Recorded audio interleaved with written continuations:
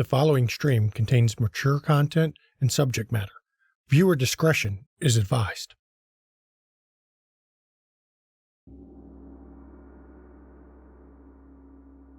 In the beginning, the Maker formed the angels of the dawn, whose purpose was to carry the will of the Maker with creation. It was our love of you that led to revolution in the heavens. In the end, our efforts failed. The race of Adam and Eve buckled from the weight of revelation and turned their backs on us. We were prepared to suffer pain and indignity at the hands of the heavenly host, but our fate was far crueler than we could imagine. Our punishment was to be forgotten, consigned to an empty void, barren of anything but us until the end of time. That was until cracks appeared in the boundary of hell. Our dukes, seeing their chance, sent us through the cracks with a simple command: free us and vengeance will be ours. We arrived on a world already on the edge of ruin, and we have seen mankind has suffered enough for our sins.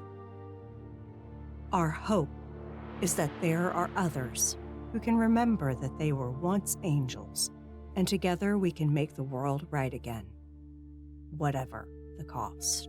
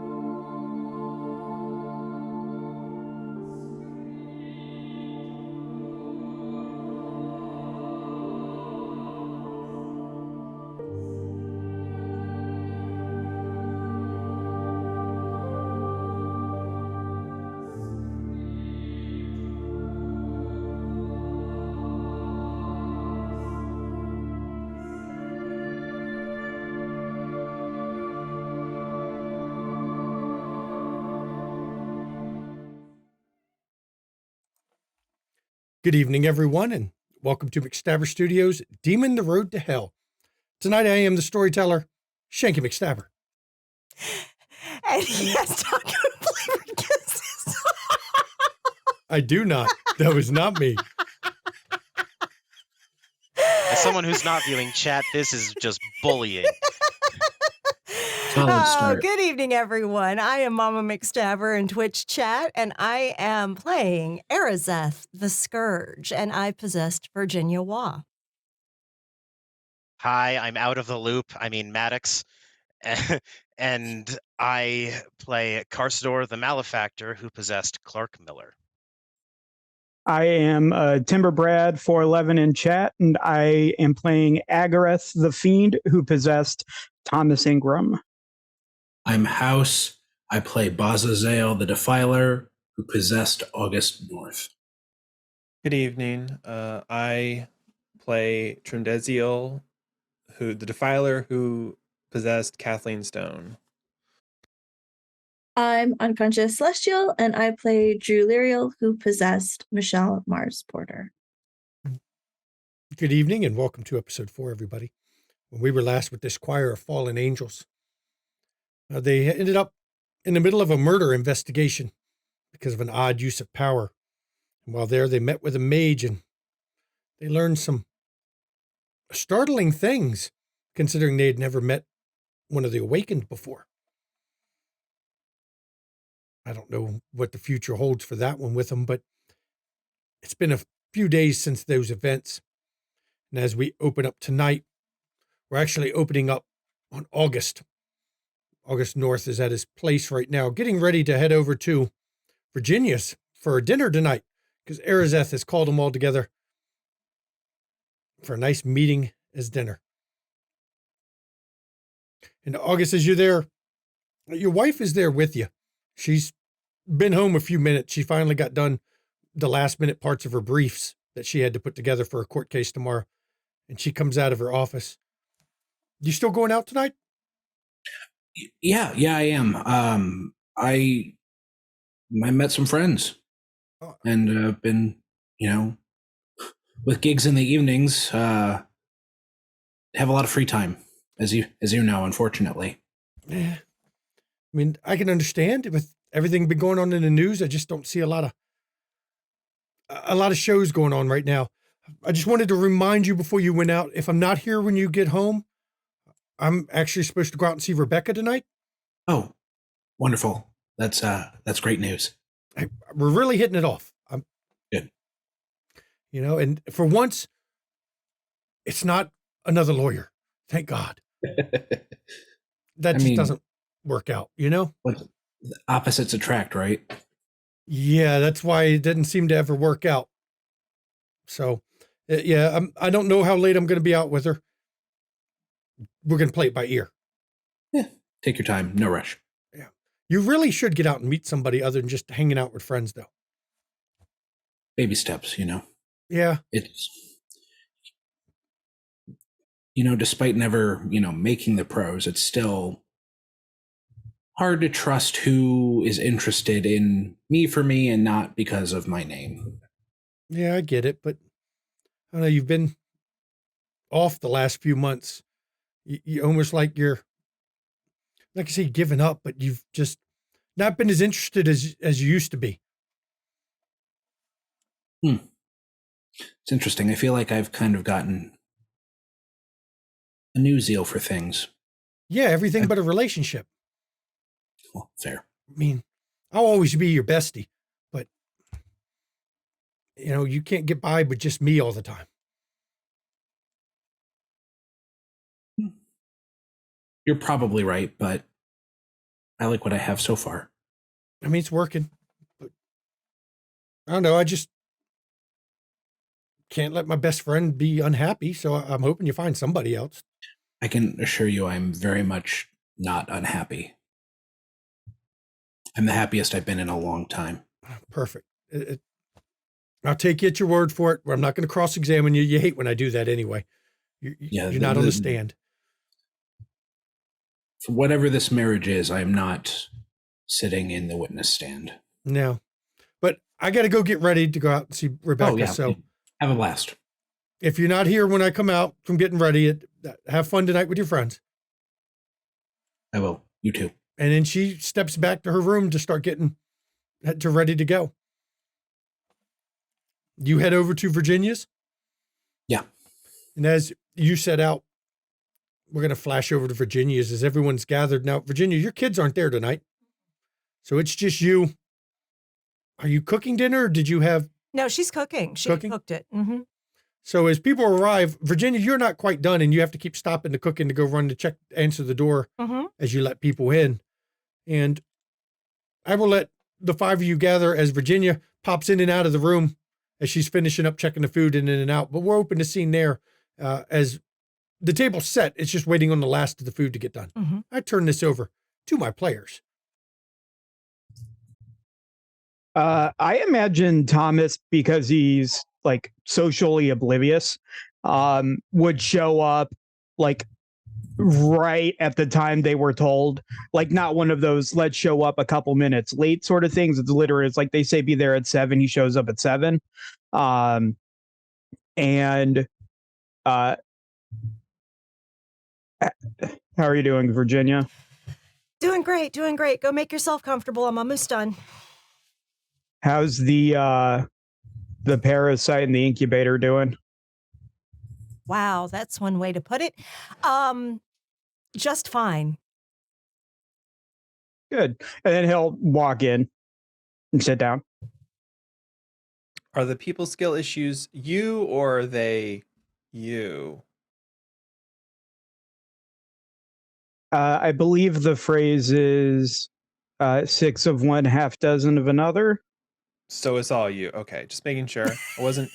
I just wanted to verify if if you were just a certifiable. Yeah, don't worry about it. Seems like his people skills are fine.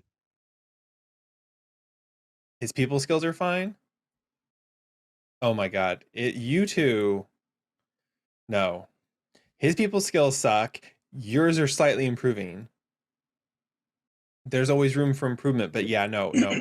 Thomas here's people skills are really bad, and Clark, you've been doing so well. Don't backslide, please.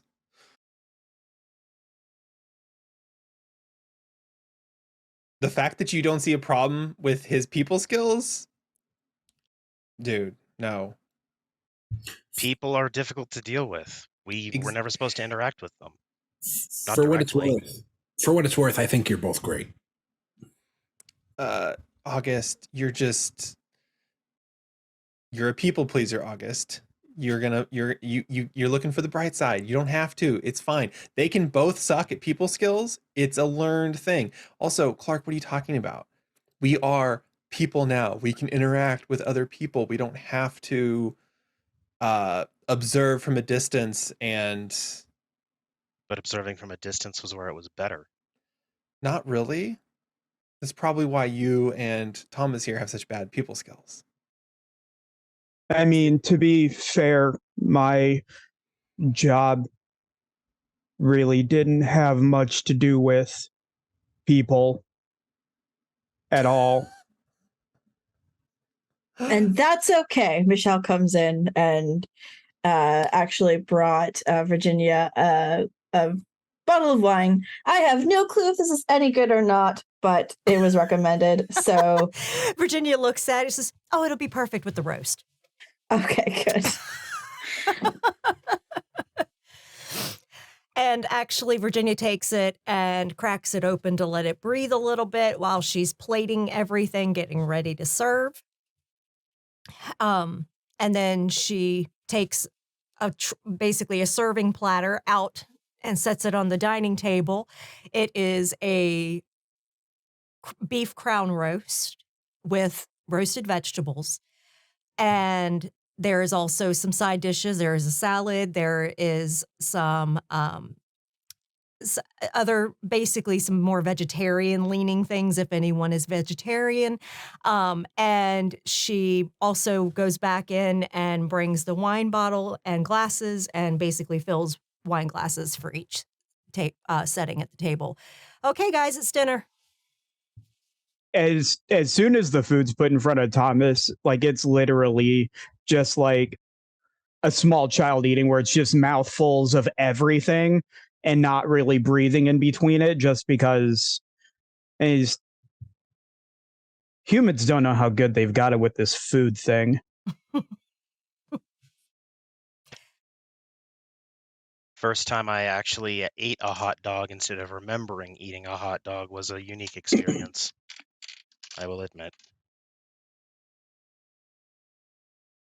It smells really good. Oh, thank you.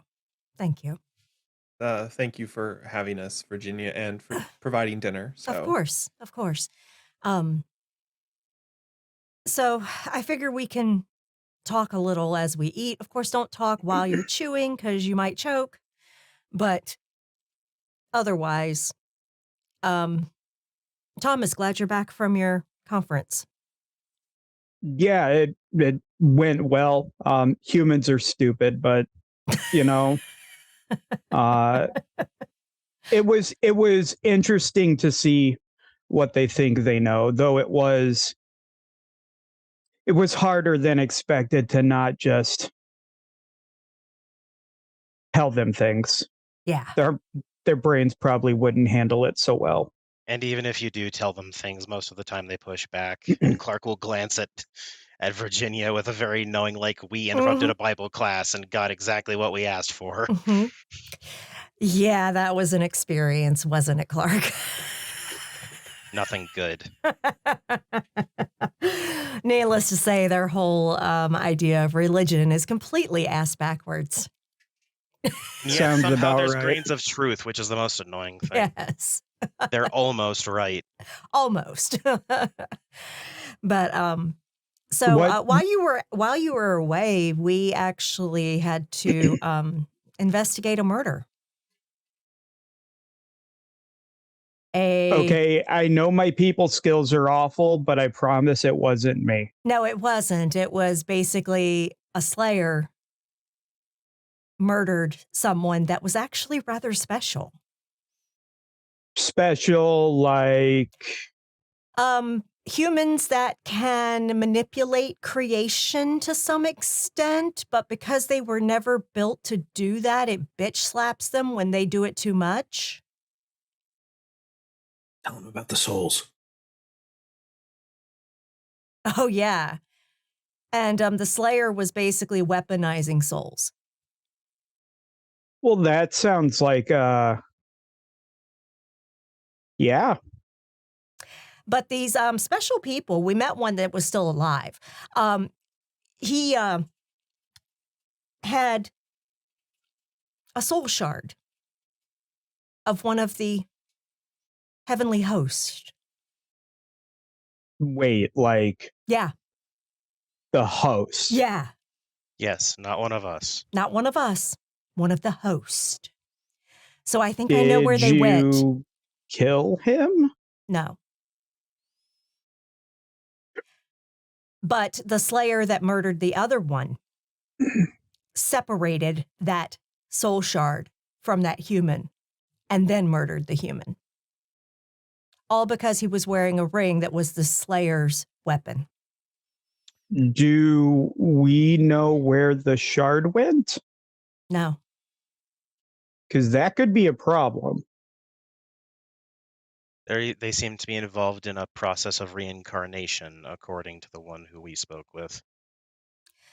Basically because, our souls are immortal. These shards of the host just keep coming back to people that awaken. These humans will come up with so many things. Yeah. Michelle, Basically, it's like a symbiotic relationship. That soul shard attaches to the human, and the human can do what they call magic. Awesome. More parasites and more incubators. in a different sense. I mean, Franklin seemed nice enough. Oh, you got his name. He Yeah. did seem overwhelmed when we revealed what we were. He was quite shocked that we could manipulate creation without getting bitch slapped. I'm sad I missed all the fun. Yeah. It was something. We have to thank Michelle for a lot of it. Her abilities kind of made this possible, or at least understanding this possible. Seven Thomas House will was just- definitely the MVP for that whole investigation. Like while Thomas is like processing all of this and still cramming food into his face, he just throws like a thumb up over at Michelle. She just kind of finger guns back. So I The was ring going- became a scythe, didn't it? Yes. Big one. Yes. So basically, this one is one that is pissed off at us Fallen and is going around trying to basically murder Fallen. This sounds way too much like one of those cartoons Thomas watched all the time. Because the Slayer never fell, but he was sent to our same prison because of what he did during the war. So Which he's means he's very fallen. angry. If you want to make a legacy roll there, Thomas, you can. Intelligence legacy. Yep. I would Pulling up say the sheet. his name, but I don't want to call him. No, it seems err on the side of caution and not draw any more attention than we need to. Yeah. Intelligence and legacy, Yeah. if you can remember, because there's not been many angels who didn't fall that went to prison with you. That is a relative rare thing. There was 2. I'm assuming specialty for intelligence deduction doesn't mean anything here. No, it's pure Okay. memory. And standard difficulty? Yep, standard difficulty. 3. Vaguely you're aware. Like the name is sort of like lingering there, but it's nothing. Yeah. But you Basically- know, they did, you can remember they did some pretty horrible shit. Basically, what he did was he ended up using the mortals as a meat shield so he could run away from the fallen. And it was a massacre. But he blames us, even though it was his cowardice.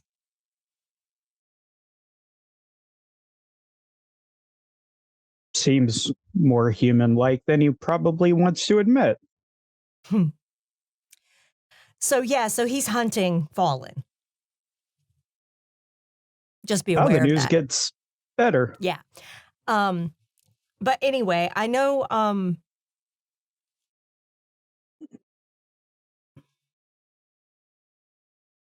when I last examined Rosemary, I was able to determine that the child is not strictly mortal. It has a resonance of divinity. So initially, when you mention Rosemary, like Thomas will start looking around, like, where is she? Are we supposed to be watching her? She's safe.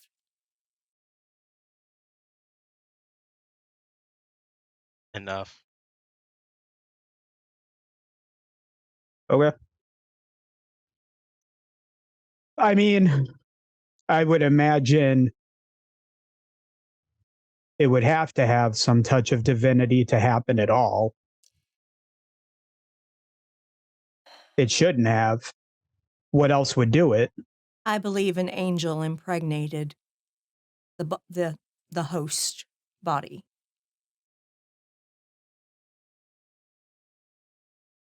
Do we think it's him?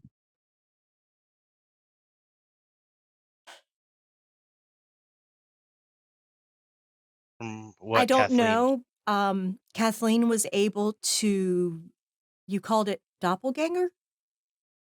I can basically, yeah. I can pull a image of somebody from a person's memory and make myself look like them. So that, yeah. And it was basically split down the middle as two different people. One was a woman with red hair and the other one was a gentleman. Yeah. And she recognized the gentleman. And I'm assuming we don't know who the female is. No.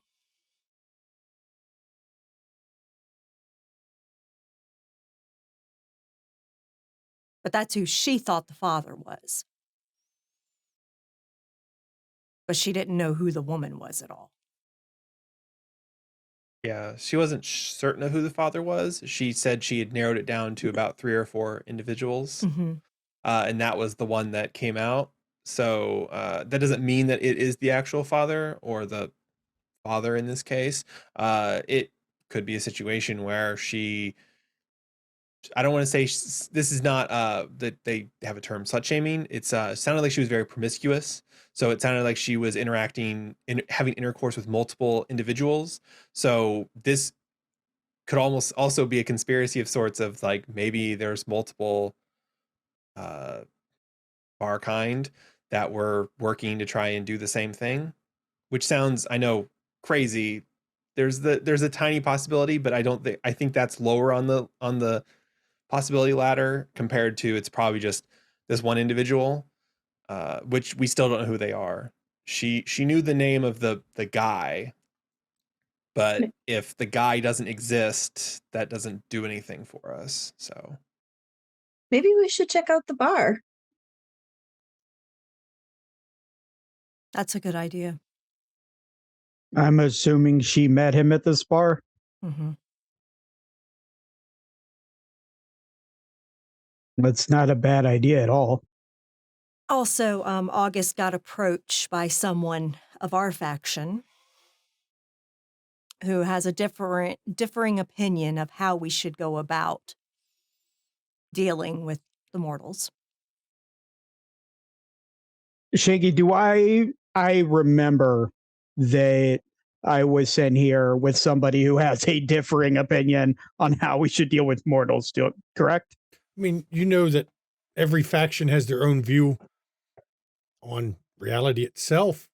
But I'm saying, like, Agrath remembers, like, his Duke sending him to... Duke, yeah, your Dukes. You know damn well what your Duke sent you here to do. Okay. Which is definitely not compatible with what everyone else is pretty much doing. With humanity's survival. Yeah. I mean, I'm not surprised that there are some of us who don't agree on how to deal with humanity. I mean, considering what we were released to do. Yeah, fuck that guy.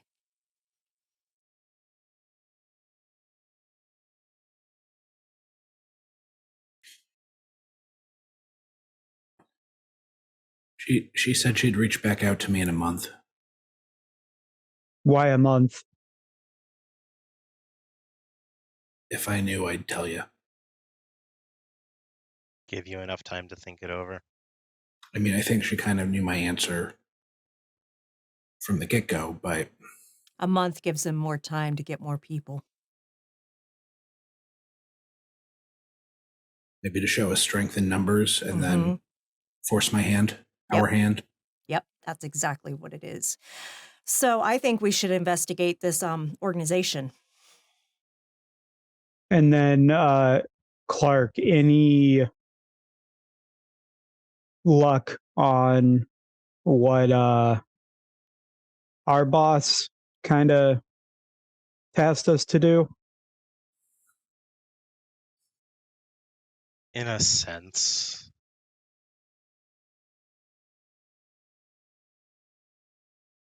There's... I think the best description is some pocket dimensions that are very difficult to find. I'm totally blanking on like the finer details of what I learned, though. I'm so sorry. I know that Kathleen mentioned that she was told of one in Chinatown. Mm-hmm. And that's the only one you've heard of so far in Chicago. Thank you. The actual location was the part I was blanking on. Said to be in Chinatown, so we could probably investigate there. Sure. And then I suppose if we've got multiple leads, are we comfortable splitting up? And if so, is Rosemary safe wherever she is, that one of us doesn't need to babysit her?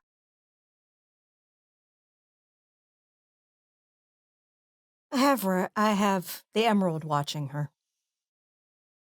Oh, that chuckle fuck. Okay. There's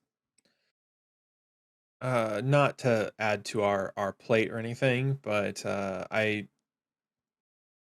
more and more patients are talking about their anxiety around these perceived signs of the apocalypse, the end of days and things as they're talking about. And these are not all individuals of religiosity, high religiosity levels, and yet they are still concerned. It's probably self-defense kicking in. Well, Kathleen remembers the story, and I'm sure we've all, our hosts had heard it, about the Noah's Ark, and it was making me wonder, between different gifts we have access to and such, should we do something crazy and take some sort of precautionary thing and start, I don't want to say abducting people, that sounds bad, finding some children and some adults and some people that don't seem like they're crazy and sticking them someplace? Like a pocket dimension? I mean, If you give me some time to construct it, I might be able to pull something off. I'm just saying. I was just wondering because I was just thinking like, while Noah's Ark is obvious bullshit, if this is the end, but the planet's still here, and if there's something left, and if we're still here, we could at least give them a chance after the fact, maybe, or maybe I'm being too optimistic.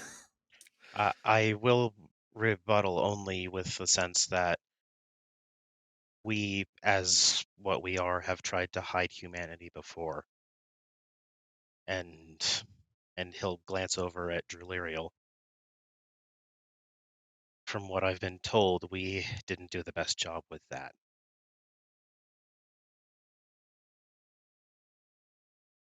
Well, I do not know how the afterlife works, but I know that Slayers took the human souls that they could save to keep them from falling with the host.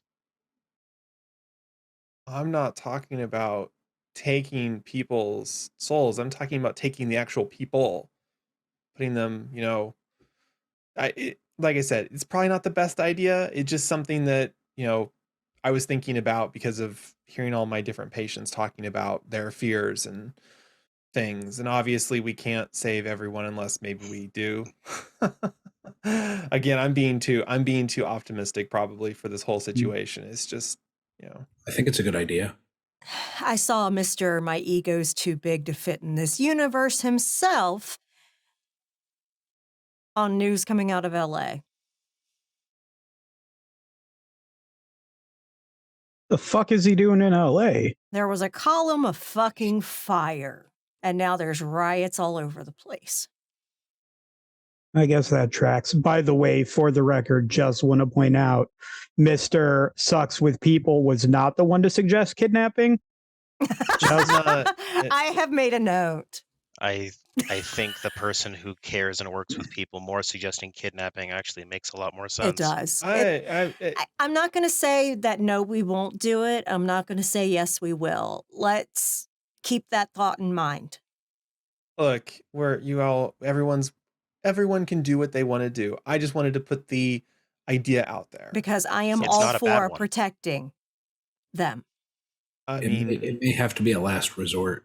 Exactly. Obviously, I'm not saying we shepherd some people away and then be like, oh, and just leave them there forever. It's not, no. And I wasn't even thinking about a void or anything ridiculous. I mean, I'm thinking more like it's a fancy hotel that they're stuck in until everything blows over, sort of thing. It's like a vacation. I could technically do that too if you need. Look, It'll be a lot of hallways, but I think they'll manage. Well, I mean, yeah. All right, so what do we do first? I mean, it's difficult to figure which is the more immediate world-ending problem. I mean, people are going missing tied to this organization we're supposed to look into. There's also something to be said about investigating the hospitals and maternity wards and such, considering that there are a very skewed amount of statistics regarding children being born. It's true. We confirmed it. I've confirmed it. Is there anything to investigate further in that regard, or no? They're keeping it very hush to stop panic. So the rumor or fact is viable enough to not necessarily necessitate distributing our resources. Right. Which is odd, considering that Clark's editor asked him to write a story on it. But maybe it's Well, because there's it's what tabloids. there's what you know and what you can prove. Right. You will not get anyone talking to you at the hospital, Clark. No, they're always uncooperative. They are on order to keep their mouth shut. Yes, uncooperative. But yes, I can tell you that it's not rumor, it's true. There are no girls being born. Only May I boys. cite you as an anonymous source in that? Absolutely. So Rosemary's daughter is going to likely be the last girl born, which is part of the prophecy. And one of my colleagues has been bringing up the Red Star. Oh, yeah, that's been around for a little while. Even just And that people was in when we random saw Mr. offices. Ego walking the streets here and talking with us. I wanted to punch him in the throat. Not worth it. He'd just get a new one. I know.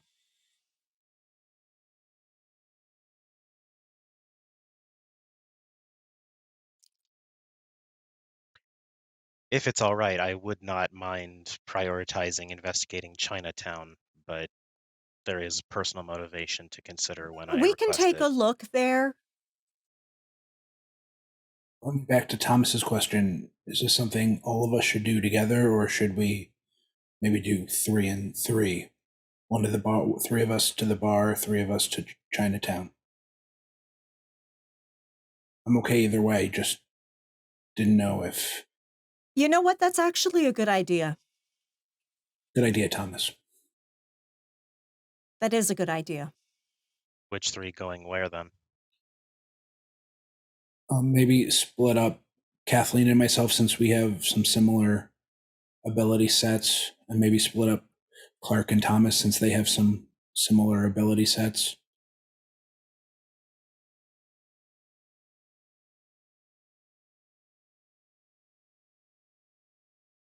I mean, All right, wants... Clark, myself, and Michelle go to the bar.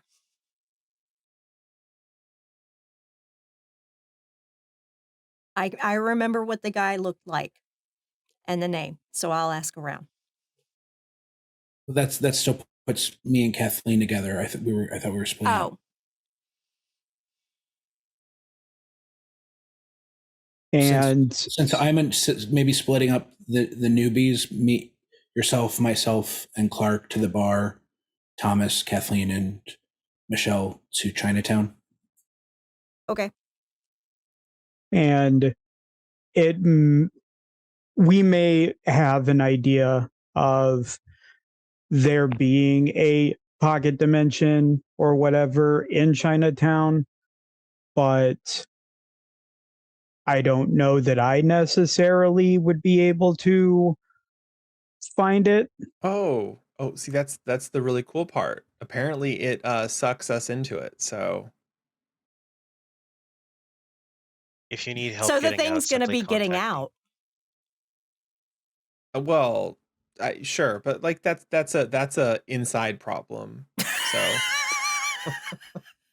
If Thomas or I are amongst the people that are pulled in, I'm sure it shouldn't be too difficult. And if it does prove to be difficult, contact the others. Yeah. One of the nice things about working together is we have expanded resources. Mm-hmm. true. Yeah. Just don't overextend yourselves. If there's something that looks dangerous and you need the rest of us, please call before venturing off, the 3 of you, and certainly that goes us to you as well. Mm-hmm. Also, if you struggle with anything in the bar at all, it was probably one that I did some freelance bouncing at, so feel free to drop my name if you need to. Awesome. Thank you, Michelle. Would Michelle or Mars be a better name to drop? Or both? Oh, probably Michelle.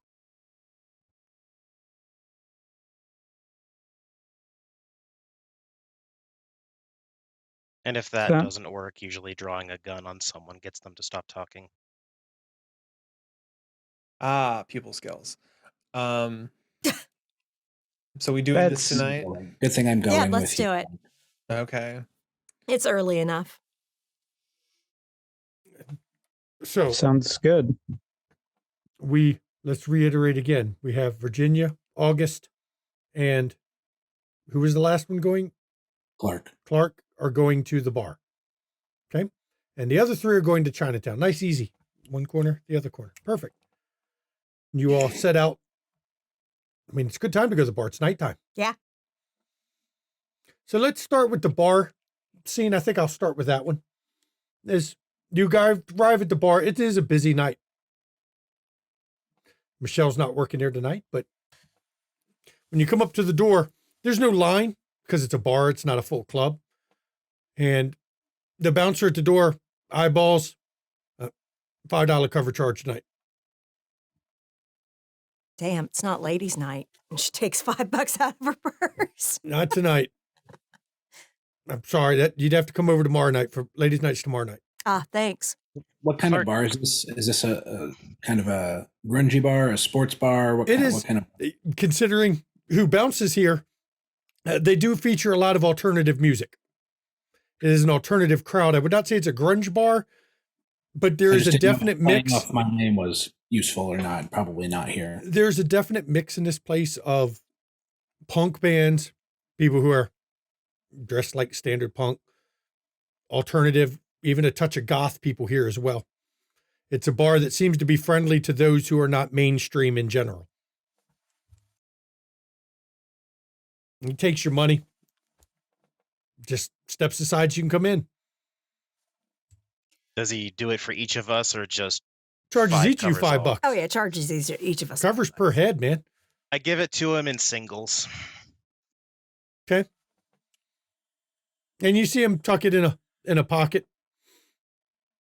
Did you all head in? Now, when you get inside, it's packed. I wouldn't say it's not to capacity, but there's a good crowd here tonight.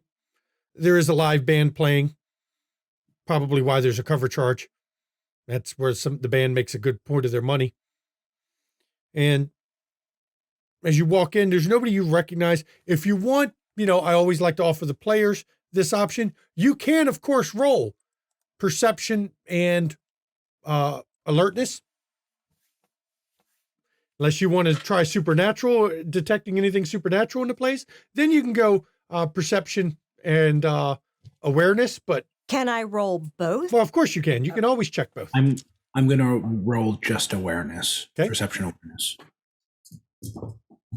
Difficulty will be 6. As always, when I don't say the difficulty, well, I just stated one, but normally, that's what we go with. I got 4 with alertness. Okay. 3 with awareness. Okay. No, wait. One subtract. Sorry. Yes. 5 with awareness. And I got 2 10s on my awareness roll. Okay.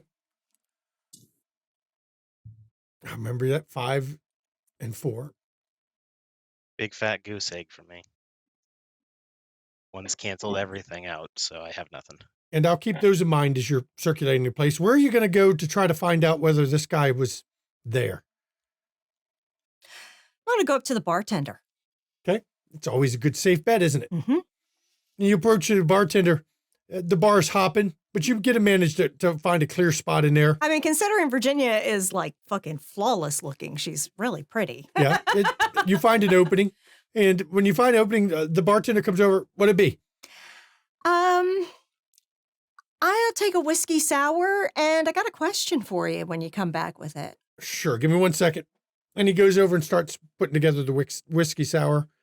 And for the rest of you, nobody seems to be paying attention to any of y'all. You're not.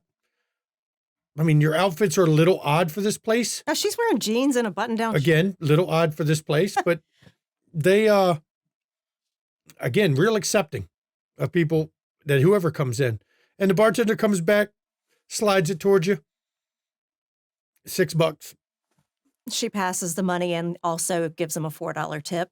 Okay. On top of it, so it's 10 even. Keep the change. Storyteller, what was the guy's name again? She told you Robert, I believe. Not that it'll matter in a second, but we'll go with Robert. Okay. Question for you. There was a guy here some time ago that was hooking up with a friend of mine, and I'm kind of looking for him. Goes by the name Robert, and she describes his appearance. I'm gonna make a roll. He's got to roll to see if he can remember. No. Robert, that's not Mitch. Mitch. Okay. So tell me about Mitch. I only know about him because he's a bit of a ladies' man. He You don't say. Yeah, he comes in here every couple nights, picks up different women, sometimes same woman multiple times. Just one of the bar hoppers. We call them Casanovas around here. It's pretty funny to watch. Mm-hmm. Was he here tonight? I haven't seen him here for, been about 2 weeks. Really? Man, now that you mention it, does seem kind of, he was due to be here. Normally he's here every couple of days. Well, I'm sure he showed ID and such when he ordered drinks. No, we don't check the IDs if you look old enough. He looked old enough. That's very irresponsible. Look, man, it's a bar. We got to make money. What are you, a cop? No. No, cops don't like me. Then you'll fit in with half the people in here. All right. Anyone in here who he's associated with before? I mean, he's a regular. You can go talk to Beth, the waitress over there. She's here most nights. She'd probably know. All right. Go talk to Beth. I'm going to enjoy my drink. I will. Against my better judgment, I follow August. Okay. And Beth was pointing out she's blonde. Obviously, she's wearing a skimpy outfit. She has, shall we say, enhanced medically virtues. A very low-cut shirt where she's using it to extract better tips from people. And when you get close to her, she looks you over. You need a drink or anything? I mean, I've got to get theirs, but I can get you one too while I'm up. Before I ask any questions, I'm going to use empathetic response. Okay. To get him to trust me implicitly. Okay, that's a good one. So let me pull this up real quick. The fact that defilers can snap their fingers and people just open up is so creepy. You roll manipulation plus empathy. And you need, our target number is 6. There's no default. And as many of these powers, you don't even use a faith to do it. It's just manipulation plus empathy, and you need successes equal or exceeding the mortal wits. Will my emotions specialty count towards this? Yes, sure. I will let you use your emotions, which means 10s explode.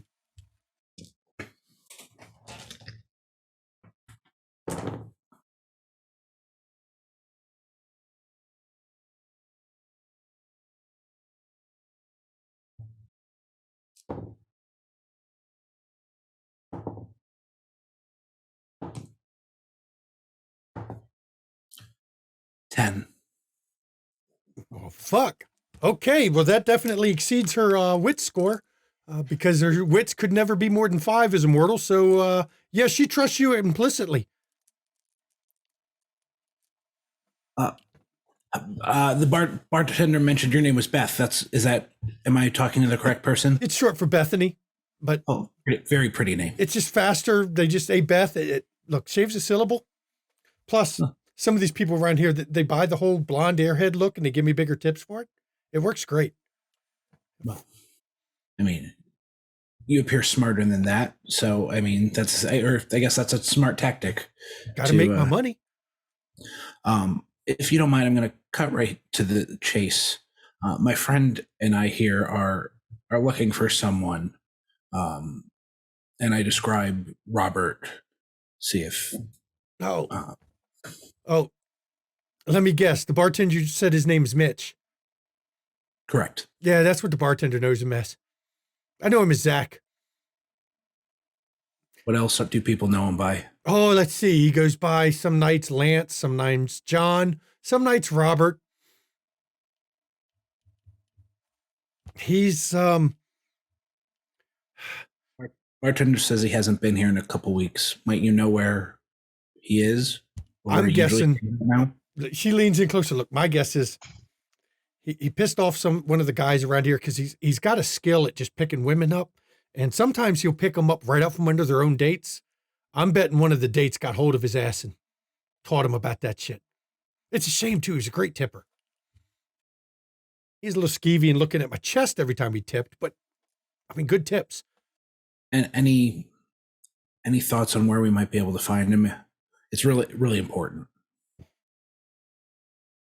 Let me see. And every time she mentions like her chest, I am very oblivious to it. Clark has only been focused on her face and not anywhere else. Where would he? I know he does this bar. There's another bar down the street. I'm trying to think. Have you talked to Rosemary? She picked him up, or he picked her up quite a bit. We thought she might get him to settle down a bit, but not really. So it wasn't just a one night thing between the two of them? Oh, no. I mean, Rosemary? I think for him, every night is considered one night. He just does it one night at a time. And she grins at her little thing on that one. But for her, I don't know. I hope the poor girl wasn't catching feels. That's never a good sign. You're not supposed to catch feels from your booty calls. I mean, it's bad form. She caught something for sure. She okay? She's fine. I mean, I haven't seen her in here and wow, it's been about 6 months since I saw her in here. I believe she's taking a break from things. I do know last time she was in here, her and him had a conversation. She seemed upset at him over something.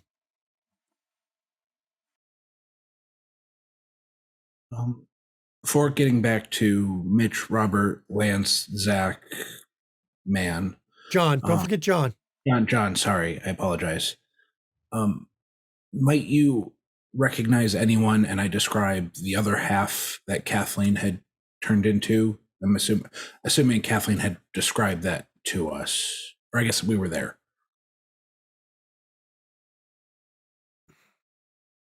Let me roll. She might remember. God, that sounds like Penelope. Penelope? Yeah.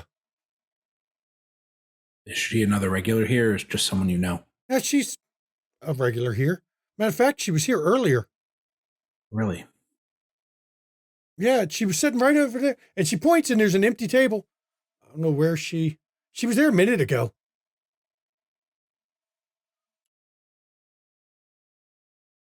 Short, green eyes, red hair.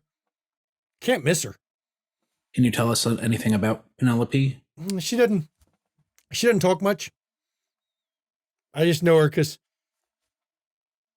I've heard her, talk to a couple of the guys once in a while, but she comes in, gets, she likes a dry martini. That's why I remember, because if you look around here, this isn't exactly a place where you do a lot of dry martinis. I'm not a big fan of olive juice, personally. Yeah. Well, she was just back there. Even her drink's gone. Yeah. Maybe she left for the evening. Had she ever interacted with Robert, John, Zach, Lance, Mitch? Just made another roll. I've never even seen them in the bar together.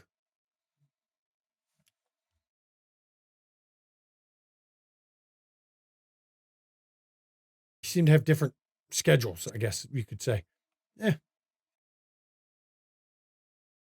You said we might be able to find this man at a different bar, or do you know any other? Yeah, he haunts of his. So typical of Casanovas like that.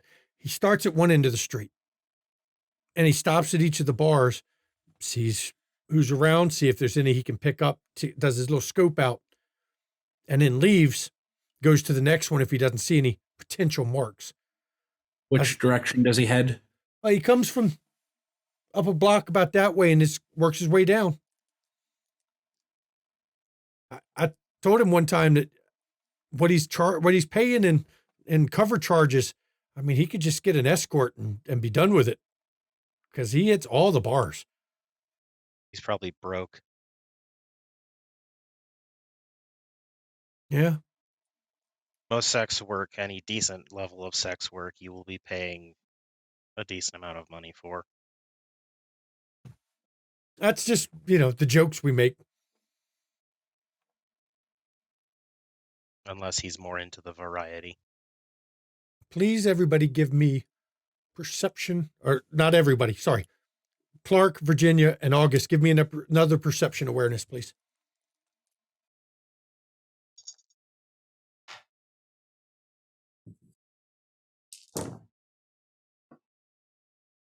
Difficulty will be 6. I got 6. Okay. 10s in this case are just successes. There's no like crazy thing. Correct, without a unless you have Unless you an have a applicable specialty. or applicable specialty, in which case they're exploding 10s. Gotcha. 3. All right. 3, 6. 2. Mm-hmm. Virginia, there was just a ripple of power from the bathroom area. Ladies' room? That's what it feels like from where you are. She beelines to the ladies' room. And when you get there, you can feel the residual with a 6.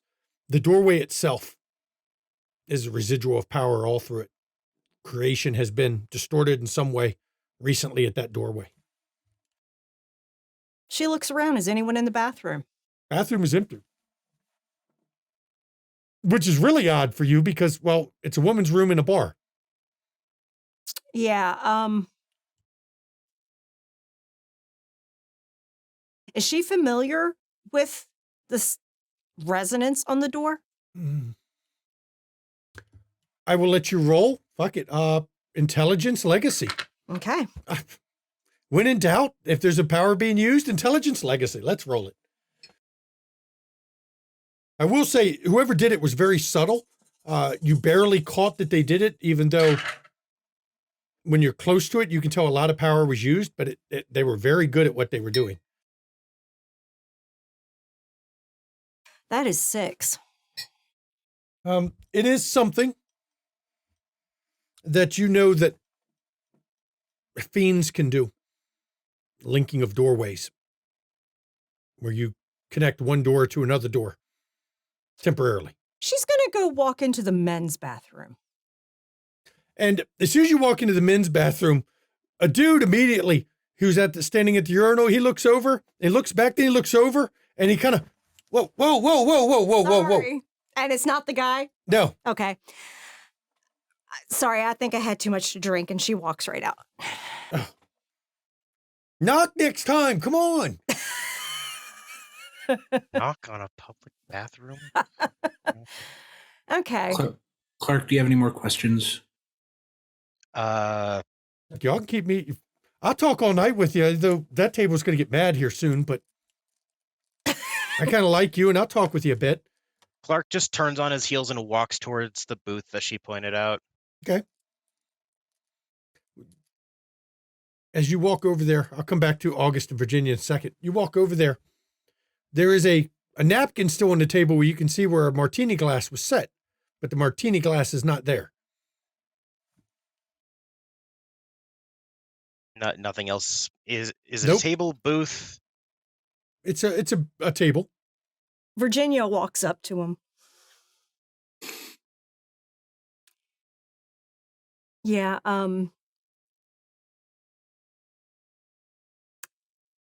somebody used something in the women's bathroom on the door.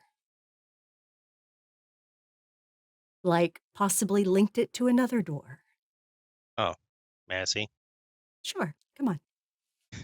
And he'll follow her to the... Oh, we're going to go in the ladies' restroom. Well, when you get to the door, you are almost on top of the door, Clark, before you can feel that creation was changed here. Literally. Now, August, you see Virginia come out of the back bathroom area, grab Clark, go back towards the bathroom.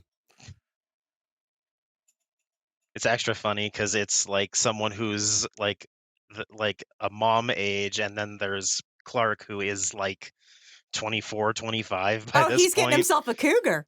And as you're That's what the bar thinks for sure. As they're doing that, Beth actually pulls out a piece of paper and scribbles down a number and hands it to you, August. I'm going to go take care of this, but if you ever want to just talk sometime, give me a call. Well, that's very nice of you. Thank you. Yeah. You seem like a nice person. You too. I have this ability to read people like that. Me too. And she goes running over to the bar, because the people in that table were really starting to get upset that you all were just talking. Do you head over towards the bathroom to see what the other two are doing? No, I don't want to cause any sort of Okay. any more commotion than they may cause. So I'm going to sit at like the end of the bar, near the bar stool nearest the bathroom, just so when they're done they can grab me quick. So Clark and Virginia, as you've checked out the store, do you go into the women's bathroom? Yes, I lead him into the women's bathroom and lock the door. No hesitation. Mhm. Just Okay. follows her. You're into the women's bathroom. There's no other like women in here, right? No, They're not- it's empty. No, which Okay. is still the odd part. Yeah, and she has locked the door so that no Are there one's going to any- walk in. Is this the kind of place where there'd be windows in this bathroom or no? Mm. Yes, there is Because one. it's a bar. Sometimes they there have is it, one, a but- small one, a very small one that leads, you would guess, towards an alley. All right, so a person could squeeze, but it's If not. they were small enough, yes. They were tiny. Okay. And it's not until I actually get like physically close to the door that I can tell that something's gone janky It was very with it. subtle. Now, you're kind of shocked that it took you that long to sense it, because you know this is not a warping of reality that is a minor change in reality. You just made a door open to a different room.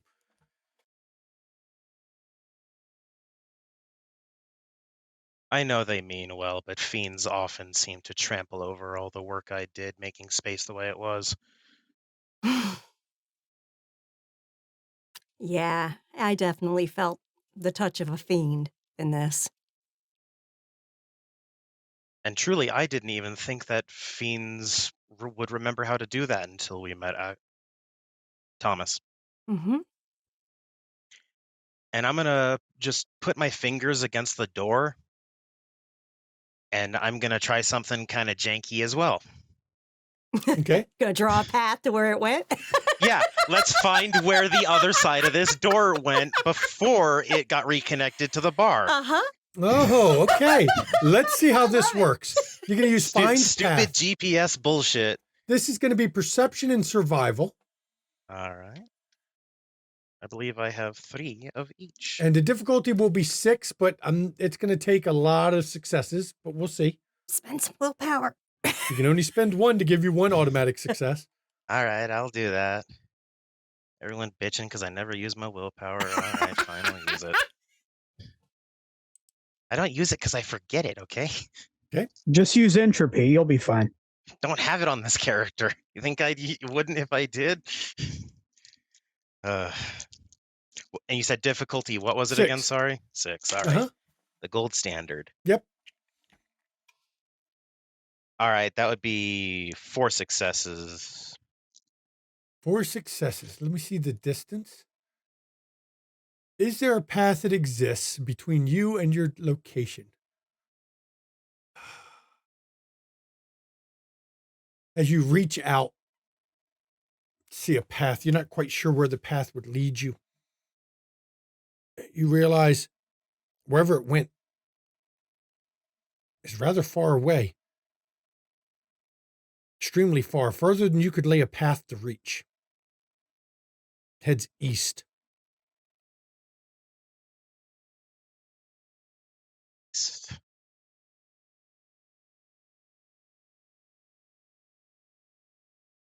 I can't take us to where it went. It's too far. Really? East. Okay. And that's Let's head east.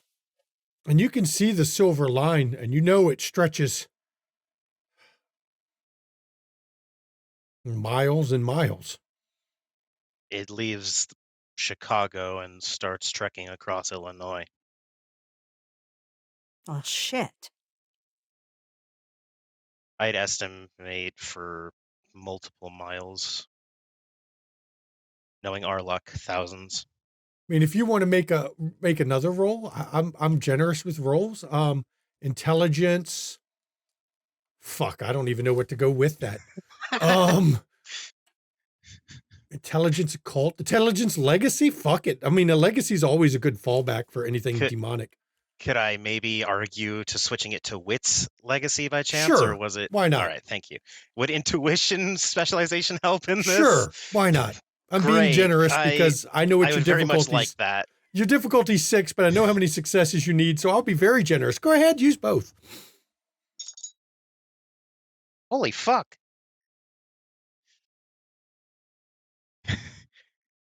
So 10s do explode. That's Yes. still the rule, right? Yes, oh it my is. God.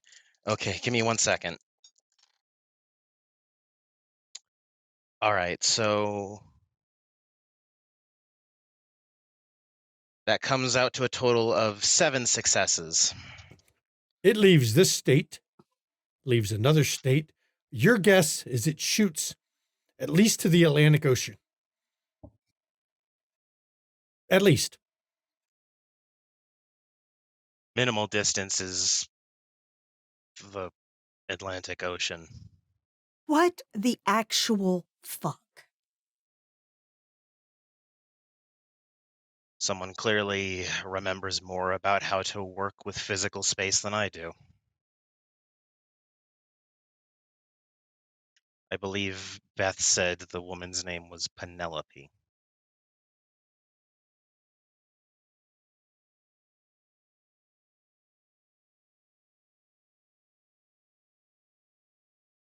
Agareth. You heard your Yes. name. I had to unmute, sorry. The ability you can work with portals. Does it have limits on distance? Considering its use was crossing expanses of space, probably not enough for it to be impossible for someone to travel easily anywhere across the city or even further. Does it have any limitations in that regard?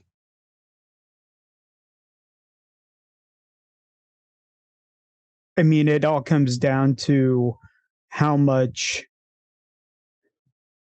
faith you have access to, I guess. So if they win far, they have more than enough. Is this relating to the bar? Someone that was in the bar. They left through the women's restroom. If we think this was not a fallen, but someone else, they may have access to items or a larger store of faith than we do. It was subtle. It took me being brought to the actual physical door to even notice. But it felt like a change in creation the way we would operate. At least from what I can recognize. I'm more just annoyed that I can't follow them. Should I come? No, but if you could just think on it, see if you can pull up any information. I know the human gets mixed in too much to remember everything, but just keep it in the back of your thoughts for now. Since it's coming up right now, Storyteller, can I roll to see if there's any sort of like additional memory that Agareth would come up with? I mean, I'll always let you roll intelligence plus legacy. Always. Okay. Whether you get anything useful. No, that's fair. I just trying to figure out what he may or may not know. I mean, he would know what he used it for. But as far as its limits, especially like on this plane on Earth, would be. And I do apologize for having to interject mechanical talk into our roleplay. There are some concepts that are near impossible to put in terms that don't involve some of the mechanical when you're trying to describe Arizeth it. is legit thinking out loud while you're having this conversation. She's like, okay, so Standard difficulty 4. Sorry. change form like a defiler. Travel portals like a fiend.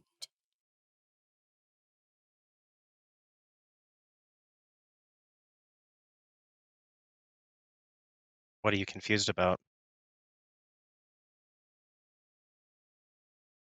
This is someone who has access to a variety of powers. My working theory is someone who ate someone else. Do I hear the Arizeth part in this? Nope, just Nope. me. Okay. No, because she's just thinking out loud.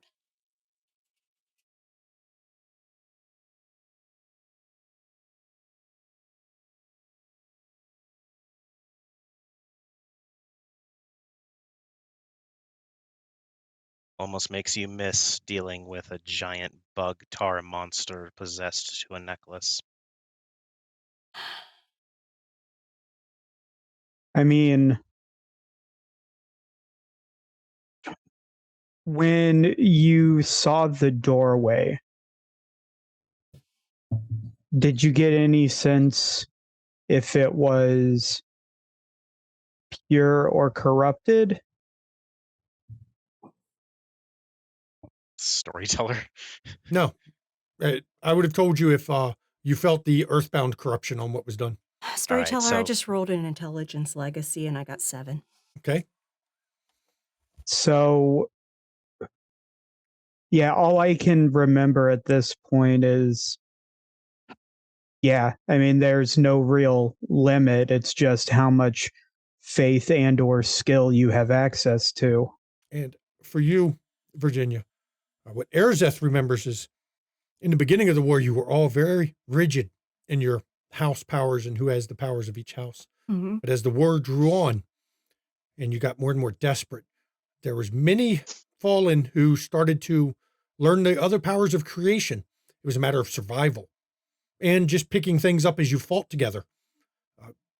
Cross house abilities became more and more common, though there were several houses that were more noted than others of doing it. One of them was, of course, the malefactors. They frequently wanted to cross-learn lores so that they could create items that it were imbued without help. The first house also was notorious for it.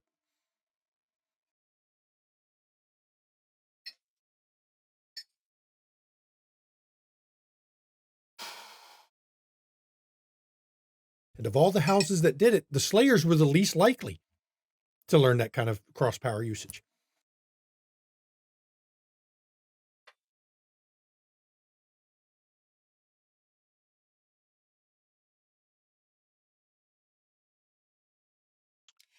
She calls everyone's name. I think I know who the father is.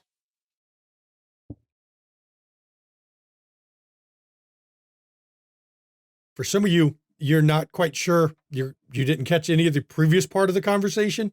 You just, Arizeth, literally the first words you hear from her is her saying your name and then I think and who the father is. Would it be High Lord Twinkletoes? It is going to be Mr. Ego himself. Or Mrs. Ego, depending on apparently the mood. This is someone who has powers from various houses.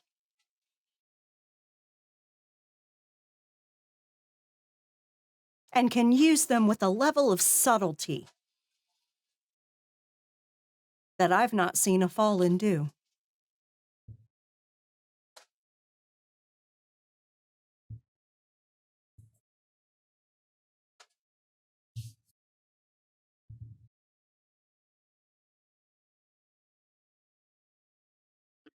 I think maybe we should have a little visit or see if any of the people that he was with at the bar. See if there's any more little ones. Yeah, that's a Good question.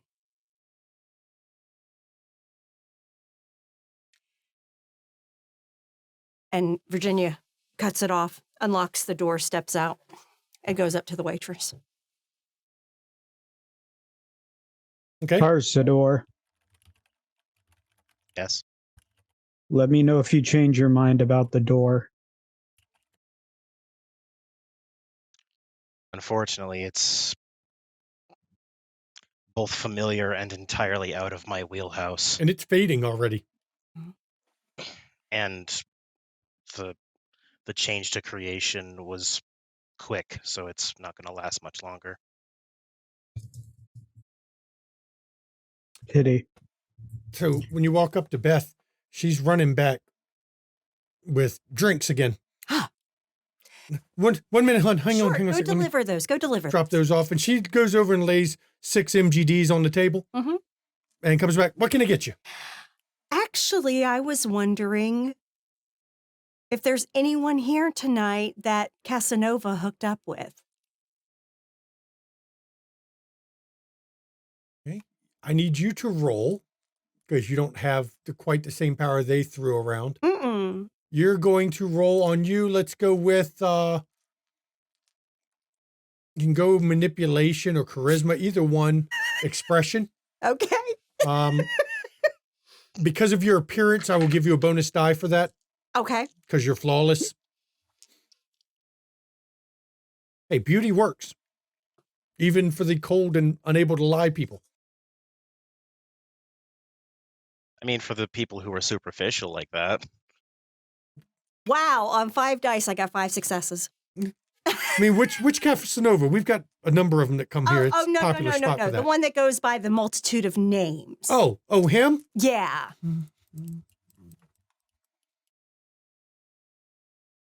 Just me. Oh. I'm ashamed. It's only once. Was it good?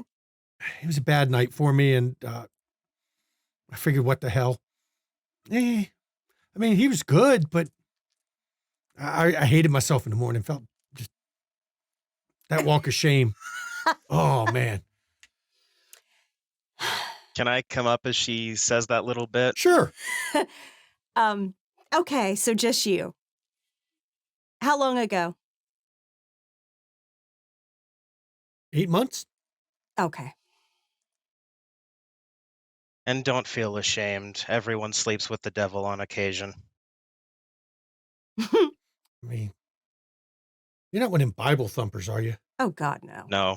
I mean, I'm not going to say he didn't have horns. He did do this thing with his tongue. Never mind. And literally, Virginia looks like she's about to vomit. Carsador seems surprisingly neutral. That's what happens with asexuality. If I can't get you anything, I got that table over there needs some drinks. Thank you so much, Beth. She runs back over. All right, let's get the hell out of here. As you 2 step out, or you 3 step out, we're going to flash over. We're not going to break yet. We got to flash over to the other 3. You all are heading to Chinatown. Who's driving? No volunteers? Who has 0 drive that wants to drive fast? Oh, sorry, that was a different season. No. I mean, Thomas, he has like a small car, so it would be cramped, but he could drive. So you have a Ford Fiesta, or are you in a Fiat? Honestly, it's probably whatever cheap. You probably got it with grant money. The player knows nothing about cars, so small and inexpensive because he would have gotten it on grant money. Oh, so you're driving, see, it's Toyota. 99. Yeah, a small Toyota. And as you all arriving over there, please give me perception alertness or perception awareness, or both. Either or and all of the above. Kind of needed to have, so I know what you get. 4 on perception awareness.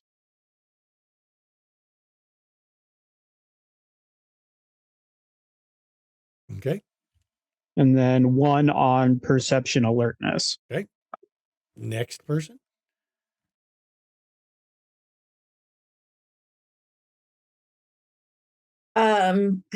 2 with perception and alertness. Okay.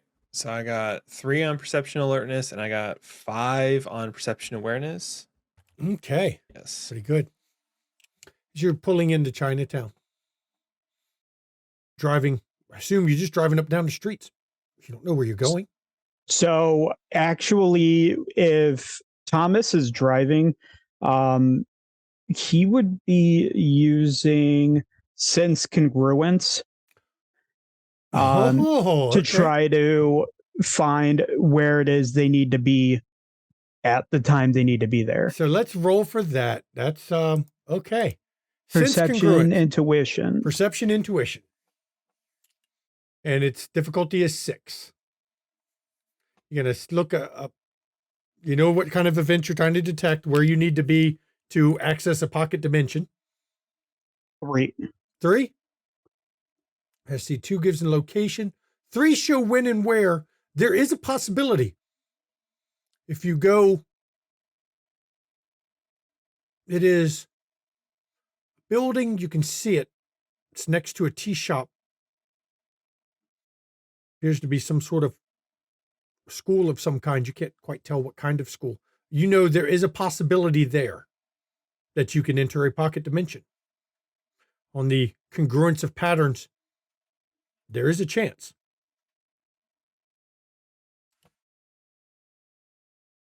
Is there a time frame that would make more sense, or is it I just kind of know where? Unfortunately, something is off with the congruence here. You know there's a chance tonight. There's a chance multiple nights. There's a chance that if you're here, you could get in there any night in the next 4 days based on your faith. But it's weird because the threads are odd when you're looking around this pocket dimension.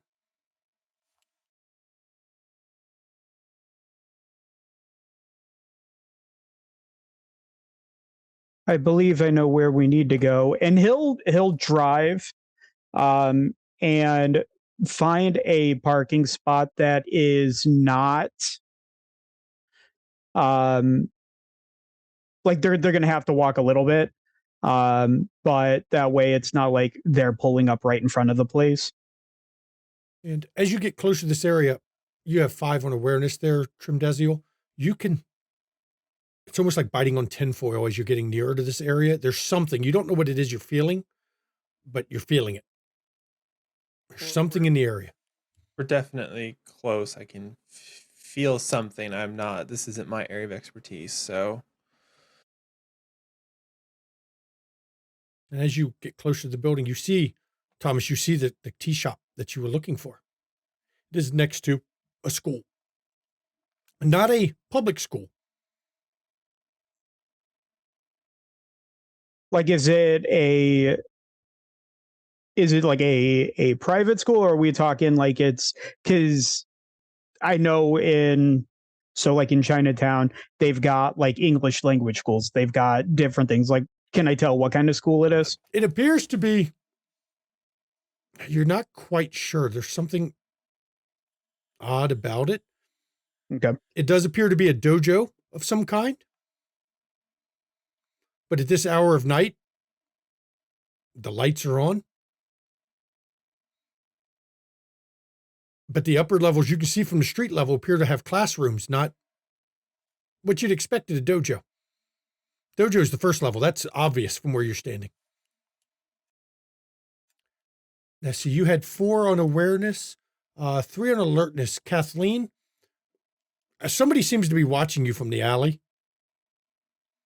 Asian man, looks extremely fucking old.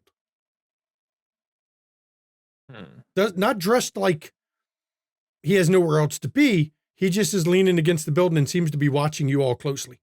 Does it look like he could like see us clearly through the windows, or he's not in the building? He's in the alley beside it. No, I mean like the windows of the car. Well, Thomas said y'all had to pull up and walk closer. He didn't want to park right now next to it. Sorry. So fuck. She just kind of mutters under her breath that like there's somebody watching. So So I want to use 4C just because if we're being watched, I don't want to have someone get the drop on him. Okay. You're going to read the threads in your immediate area and predict events that are about to occur. Wits intuition. Takes effect for a number of turns equal. You won't be taken by surprise, and you'll get... Basically, if something happens and there's an initiative, I choose when I go. Yep. 4. 4. So you get 4 turns of it. As you're looking at the tides of fate in the immediate area, you see he's about to walk towards you. You can see that for sure. Then I basically one-up him and start walking towards him. Okay. And he starts to step from the alley, and he's got a cane in his hand as he steps out of the alley. And you see he is old, 90, stooped with his age as he comes out.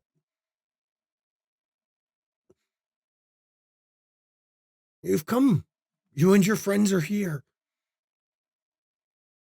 Why? Looking for someone. Oh, I know who you're looking for. Why?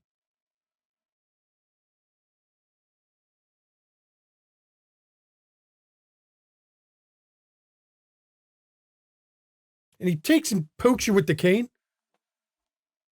You're kind. What? Rarely come back. Why would you go looking for him?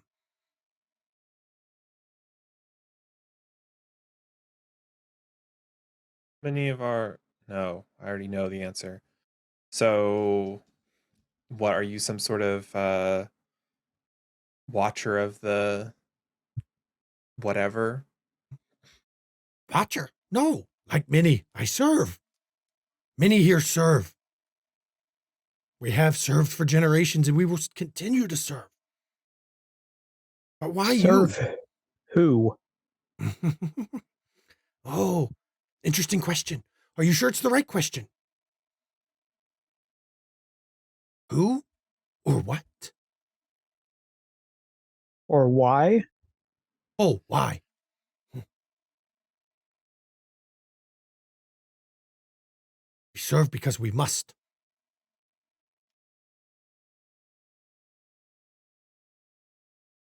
And he pokes you again with the cane. Are you sure you wish to go?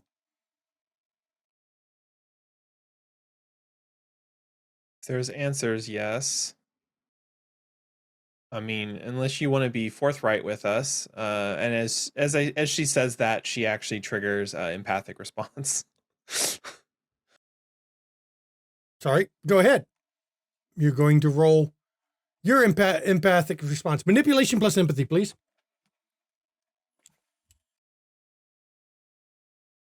So Difficulty is 6. I'm assuming I don't get any kind of bonus for my motive on empathy. Not for this one, because this is just making him like you. Okay, that figures because I rolled multiple 10s. So 1, 2, 3, 4, 5, 6 successes. And he looks at you and he leans closer. You want answers? Then answers you will have. And he taps the cane on the ground. And when he taps the cane, reality shifts. And you are no longer in Chinatown. And right here, everybody, I'm going to break. You get to find out where I sent them after the break. Please enjoy the break, everybody. See you in 10 minutes.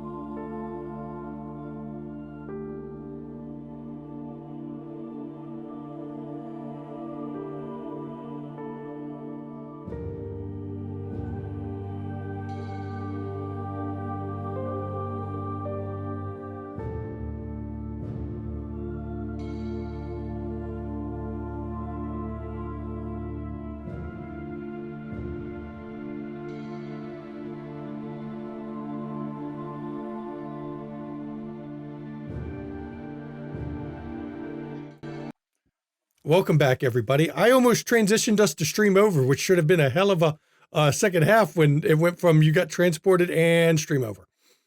Thankfully, I didn't end up hitting that. So we still have Thomas, Michelle, and Kathleen.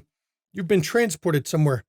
When your vision clears, you're standing, it appears to be in some hedges, well-groomed, perfectly, immaculately kept hedges, leading up to you can see a clearing in the distance. When you look behind you, you also see a clearing in the distance. Same as the clearing in front of you.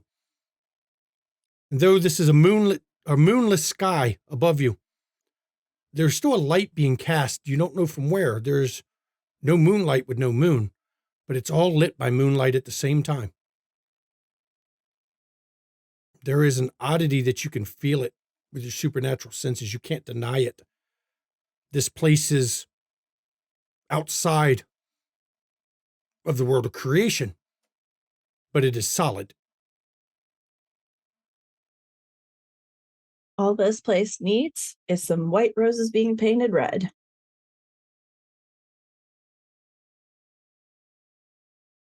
Trimdeziel is going to just say she's going to start going through the list of the fallen who are not here to see if she connects to any of them. So roll a faith roll. Difficulty if you're using celestial names is 7, please.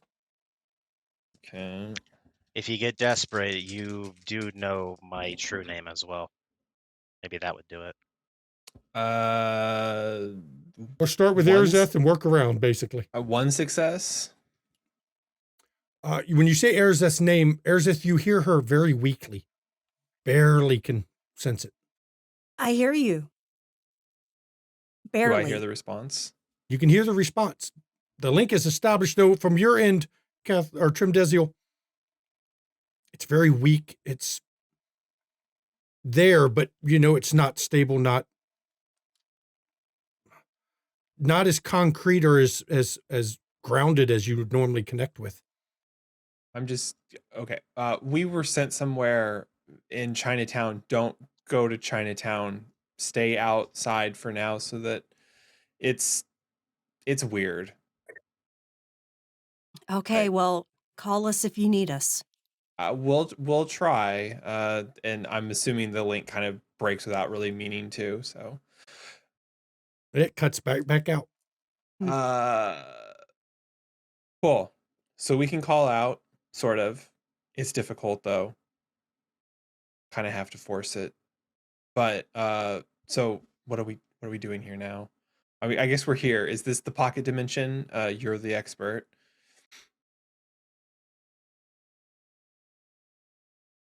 It would definitely appear so, though I don't know exactly where we are.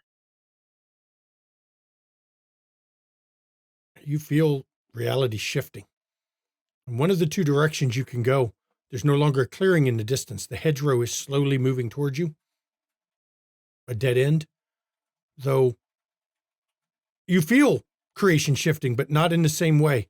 You can feel it as if nobody's using powers of creation, but someone is enforcing their will on this pocket. I'm going to try something. I want to use which one was it again? Sense congruence and see if there's a direction I feel like I need to be going. Okay, please roll your sense congruence, which is again, we're going to roll perception intuition. Because I've never been here before, and I don't know that there's a direction that necessarily sticks out, but 3. As you try to pull the congruence of the threads of fate, and you pull at one and check them, every time you touch one, it crumbles before you. This place, this reality, has no threads at all of fate.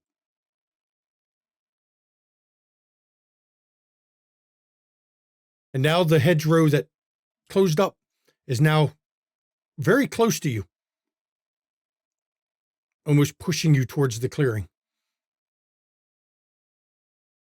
If there is some sense that it wants us to be moving in a certain direction, Towards the only place you could be moving is towards the clearing. so wait, so the hedge had an opening and it closed? It had, you looked one direction and you Mhm. saw a clearing. You looked the other direction, you saw the exact same clearing. And then one of those two directions suddenly didn't have a clearing anymore. It had a dead end. And the dead end has been slowly moving towards you. Not sliding, the hedge itself is reshaping itself.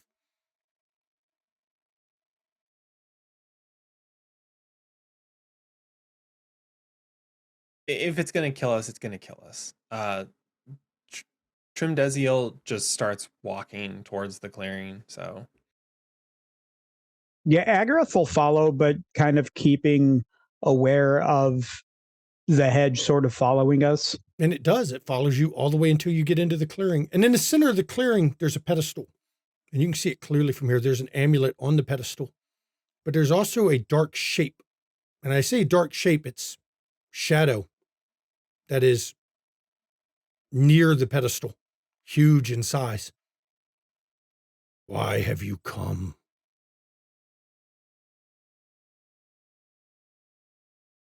So I'm trying to remember, what were we specifically told about the pocket dimension that we were supposed to be looking into? Like just trying to find it? There's a fortress supposedly somewhere that Aramel said is important. Gotcha.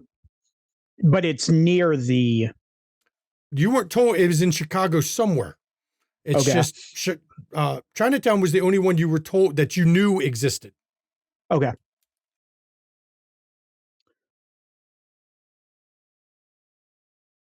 I was sent to look for a place that's hard to find. You found one? Yes, I do not think this is the one I was meant to find. Doubt it.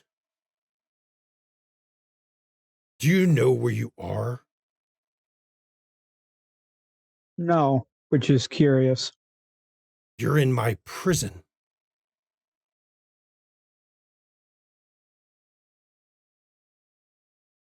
Well, that was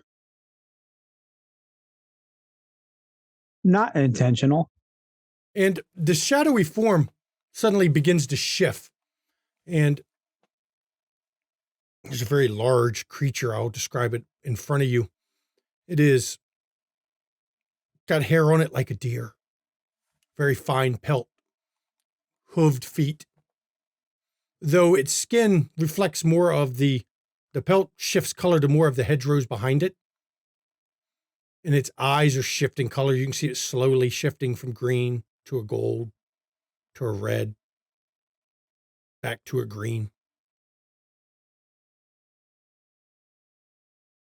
May I ask a question for clarification?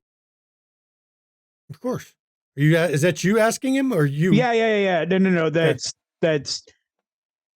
Agarth asking. And it's crouched there in front of you. Pertinent. Ask. Whose prison? Mine. As in you're kept here against your will, or you hold people against their will? What do you think? I have been here so long I almost forget what I am. Or I did. And then some of my brethren showed up. And then you showed up.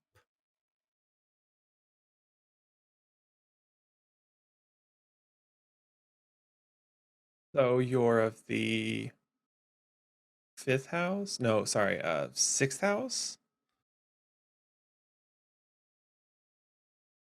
Sorry. Yes. Okay. It was, yes, once.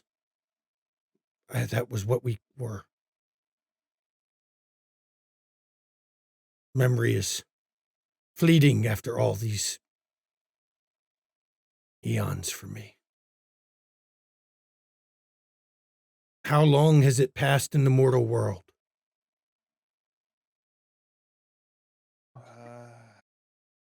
I mean, it's. Go ahead. No. I was just gonna say a lot of time has passed. They call it 1999. I don't know what that means for you. Those that serve me, I have a general idea, but their time flows different. It makes no sense. Your brethren who came here, they were unpleasant, and I had to deal with them. This may be my prison, but it has been mine very long time. Oh, I don't mean to be unpleasant at all.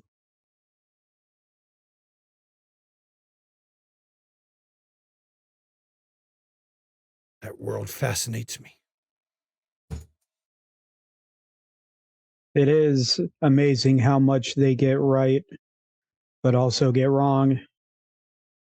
So you came here looking for a fortress and found my prison. So you know what I came looking for. This is my world now. I know everything in it.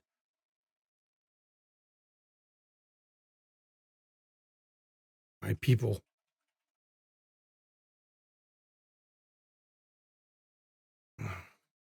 They call me the Jade Demon.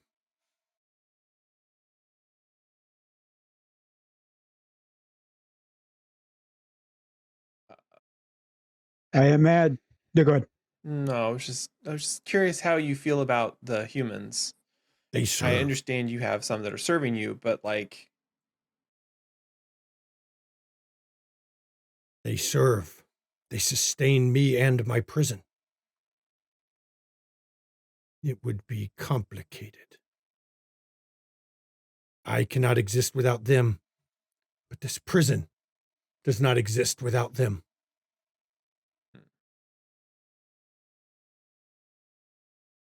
I guess my question was more of a hypothetical of if you were not stuck here, how would you feel towards humans? Which I know is difficult when you're in your situation you're in right now, but from a hypothetical sense, would you say that you feel like you would treat them poorly, or You think you can undo what was put me here?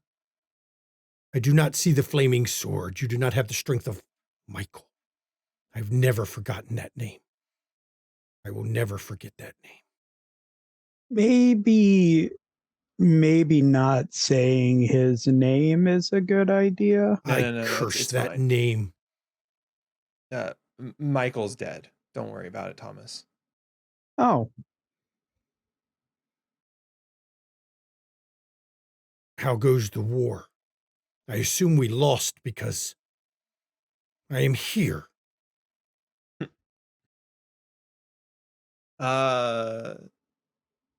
In a funny sense, based on some knowledge that we just acquired, the war is over, but we kind of won. Then why am I imprisoned? We didn't know you were. Have we Sorry, broken the creator then? It seems we've recently found that the host has taken on some sort of weird alternate spiritual form, and they have to attach themselves to the humans to even exist, and even then they're just kind of a weak imitation. So Then why is my prison still here? the prison's a new thing for us, so we and our best and brightest minds will be on it, but right now unfortunately we only have half of the brain trust. So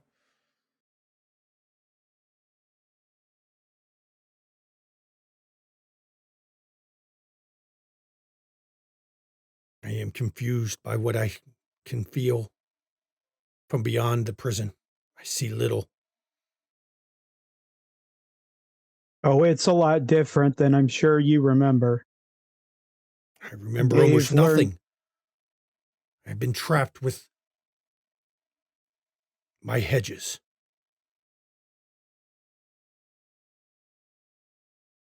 Is it information you want? I want freedom. Thomas, would it theoretically be possible for you to make a portal for us to walk out of here? The only issue I find is if not knowing exactly where we are, the distance may be greater than I'm able to cross in my current state. I don't think we went that far, though. The old man with the staff, or the stick, the what cane, whatever. I don't know. Would I be able to roll perception intuition to sense nefarious? By the way, I will let you roll that. Go ahead. that's a very good point because Agareth has a poor judge of character. So I like that idea. Agareth Perception, will intuition. Difficulty gladly 6. let this guy free. And always trust the ones who deal with the dead to sense violence. I'm spending willpower. So that gives you 1 success automatically. That cannot be canceled by ones.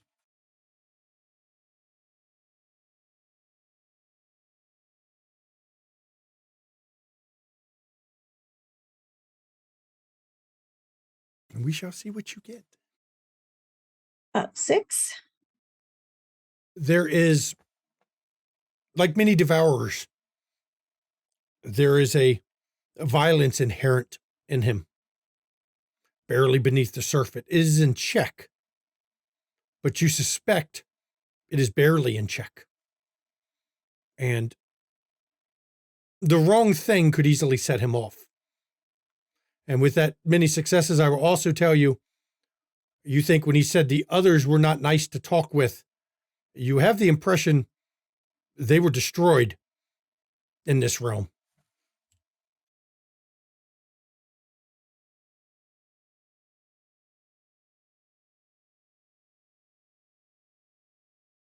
You seek a fortress.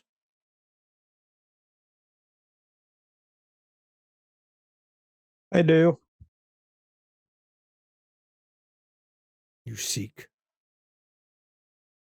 the veil of eternal mist.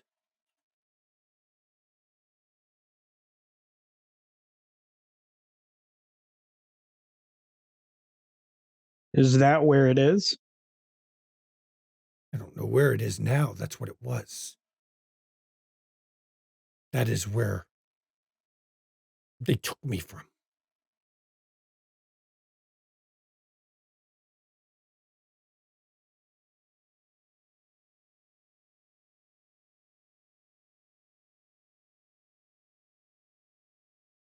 It is near. I know this. I see it from the hedgerows sometimes, though you can never reach it from here. Is it in this realm or It is in what my followers call Chicago.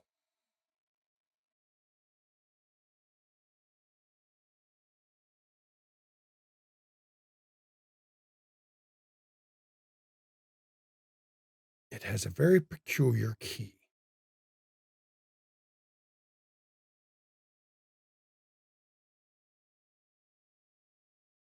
do you know where I would find the key? It was meant as a refuge. The key is need. It will hide one who is desperately needing to be hidden, and the door will open.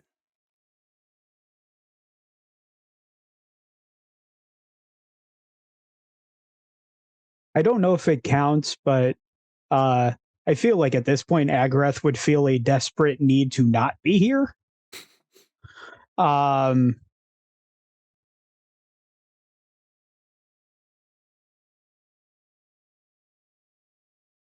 It seems then you have information I need. I have told you what I know. If we have won, break my prison. Break me free.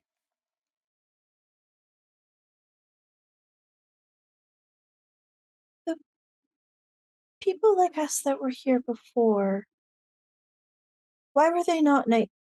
You said that they weren't nice to talk to. Were they mean to you? They were twisted. They attacked my hedges, defiled my garden. And this is my world now. It is my prison. I hold dominion over this.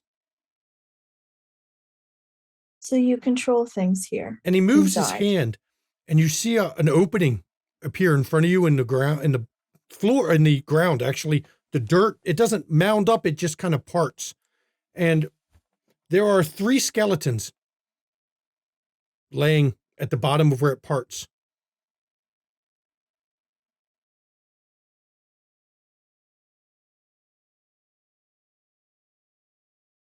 They will lay there for all time. Sounds like a good plan.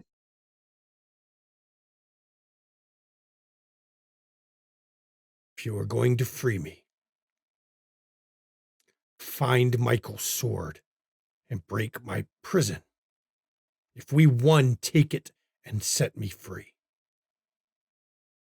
I am certainly willing to look for it if you will let us out of here.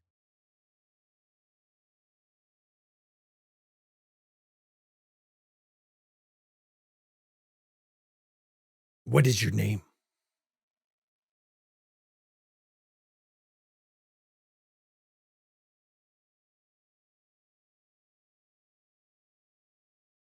I suppose you mean what is my true name?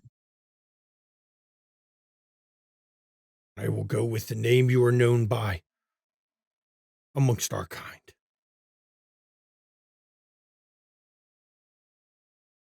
So I assume Thomas will not suffice. That does not have a ring of the divine.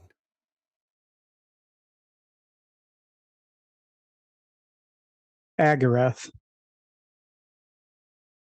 Agareth, the deal is sealed. I will let you all live. I will let you leave. You will find Michael's sword and set me free. I will certainly look for the sword. It cannot have been destroyed. You know this. I also imagine if it wasn't destroyed, that it would be really, really hard to find. No, actually, it will not. It will seek to be used. It always seeks to be used. It will be found. Then I will look for it. And he reaches his hand towards one of the hedges, and when he does, the hedge parts, and you see an opening of mist. Go from my realm, then. Should I need to contact you, is there a way to reach out other than your servant in the alley? I will contact you. As I said, time flows odd here. Yes. It's not much better in the human world. It's an odd creation of theirs. In all my time here, none have been able to reach me with my name. And I know when I was taken, they looked.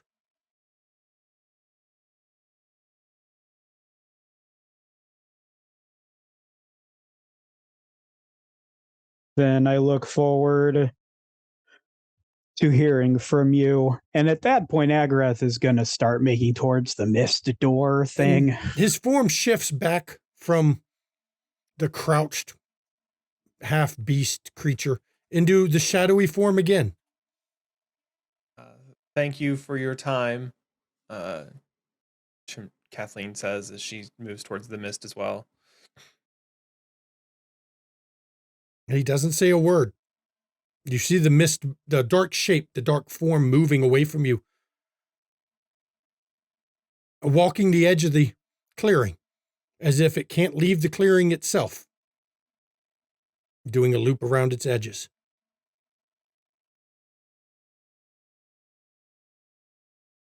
You all step through the mist, and as you step through the mist, reality shifts again, and you find yourself back in Chinatown, in front of an old man who's 90 with a cane. Oh, you survived. You were let free.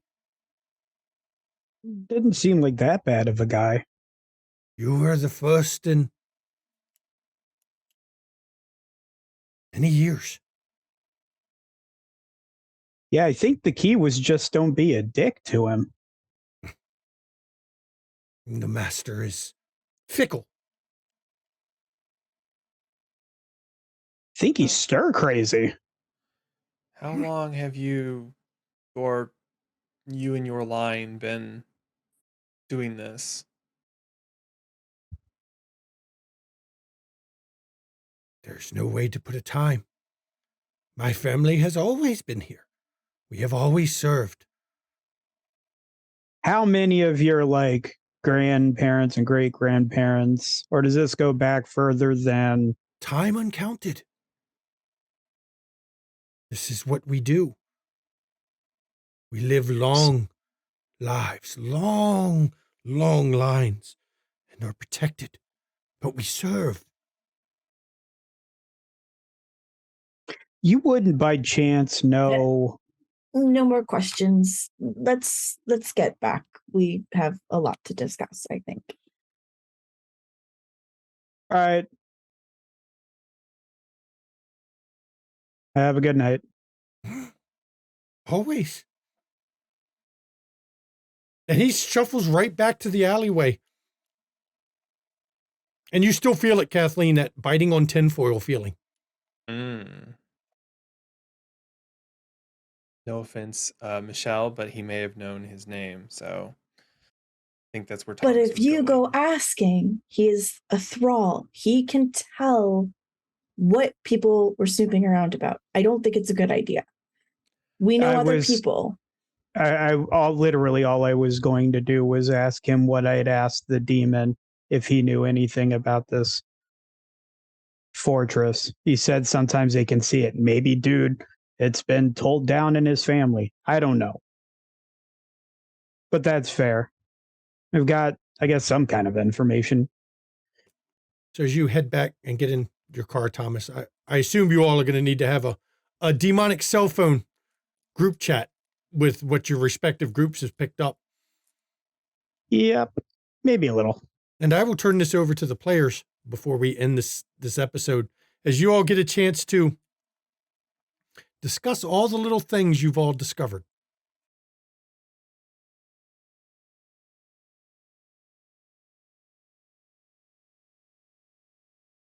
What was in Chinatown?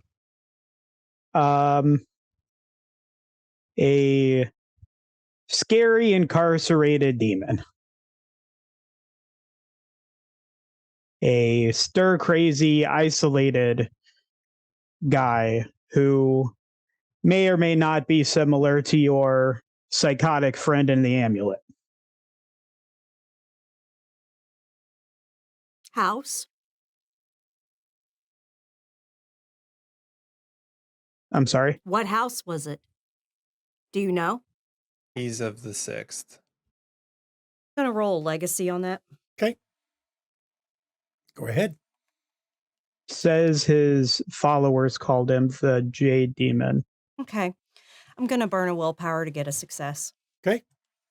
1 second. Go ahead. Cursor. Intelligence, legacy.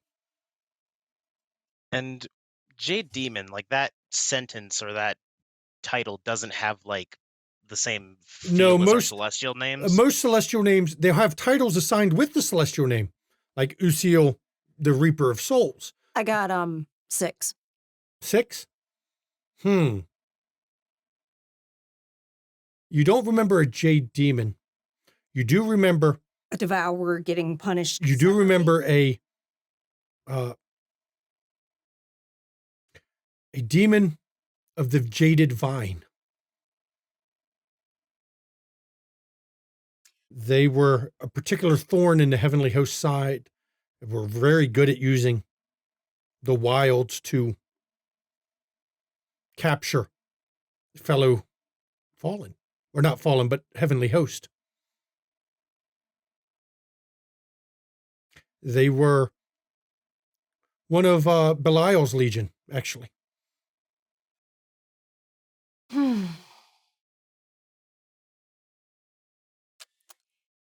Yeah, I think I know the guy. Fascination with plants. Oh, yeah. Used it to capture the host in the war. Useful. Yeah. That sounds vaguely familiar. He did use shrubbery to push us in a direction, and then probably used it to kill at least 3 yeah. of us. Mm-hmm. Yeah. I will say for you, Arazeth, you don't remember what happened to him. Just one person assumed casualty in the war. We didn't know what happened to him. We thought he was a casualty in the war. Obviously, somebody decided to trap him separately. Yeah, he was not very happy about that. And he's in a pocket dimension in Chinatown, being guarded by a little old man with a cane who asks a lot of questions. I think it was Michael's handiwork. He was adamant that Michael was the one who put him there, and we needed to find Michael's sword to free him and break the prison and da-da-da-da. So it would be useful to find that sword, but I don't think we should free this one. Yeah. I didn't trust it. Didn't trust him. He seemed fine to me. We know you're judge a character.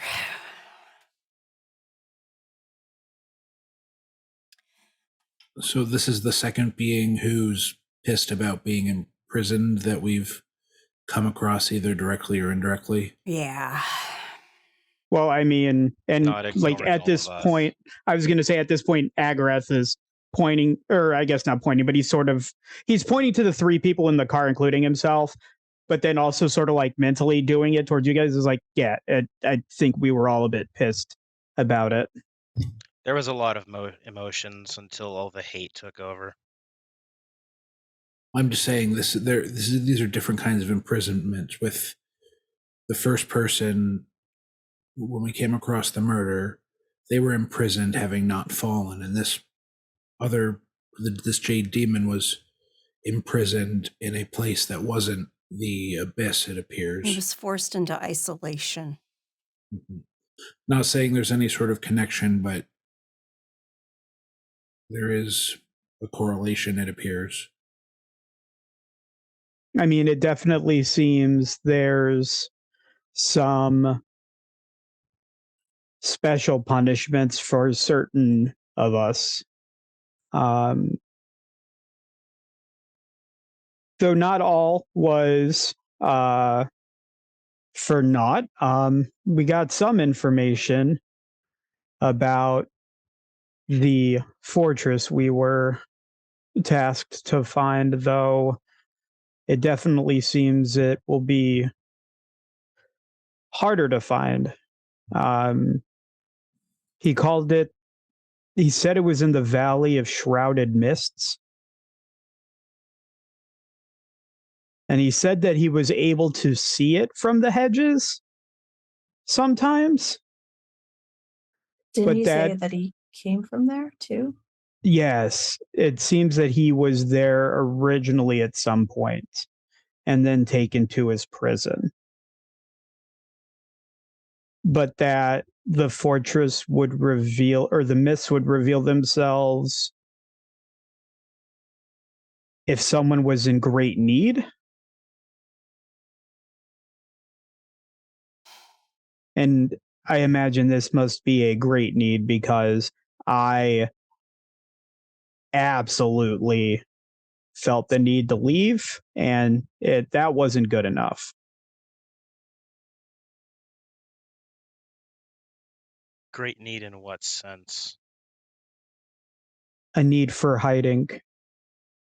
It's a fortress. Fortresses are meant to be defenses, oftentimes. Yeah, that tracks with what I remember. The Legion he served were based out of there. And it seems like if that's the case, we already have the setup to find the place then, because Yeah. who needs to be hidden more than Rosemary? It's not her that needs to be hidden, it's the baby. Rosemary is consequential. But at least for the early part of that child's life, a mother's desire to hide the baby may be enough to summon it, Now we just have to track where it is. which may not happen until she births. Right.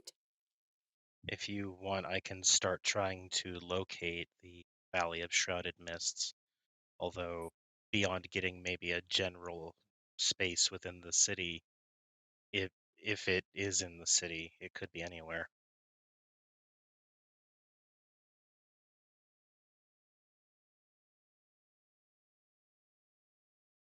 I can start trying to narrow it down.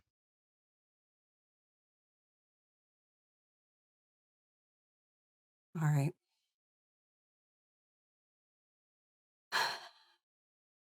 I've got a call into one of my thralls, asking him to look into records to see how many of these Johns came through the morgue.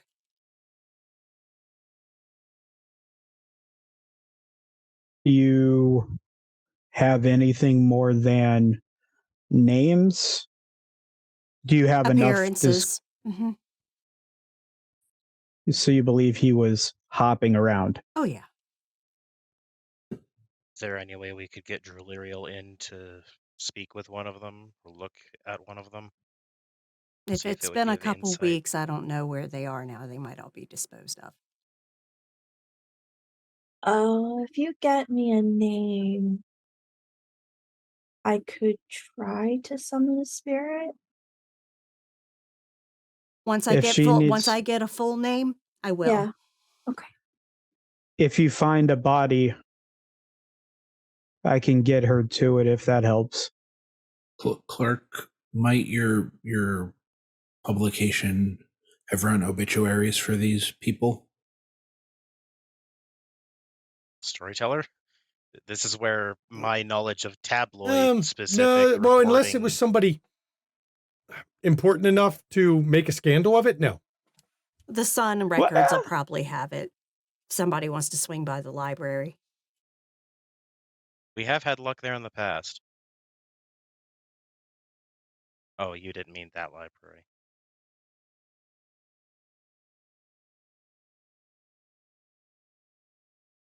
I could check the library. I'm quite adept at finding information there. Okay. Once I get some names, I'll give them to you.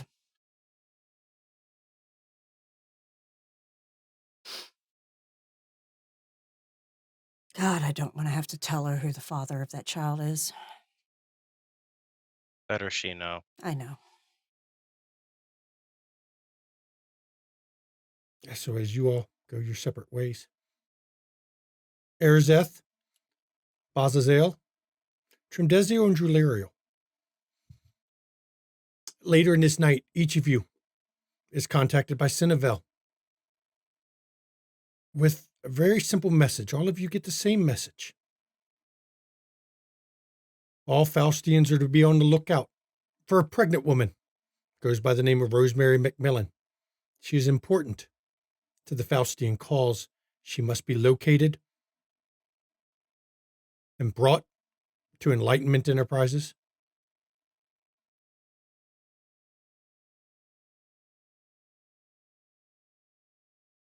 That was the only message. No return message was waited. The connection was severed immediately afterwards. That is what each of you were set.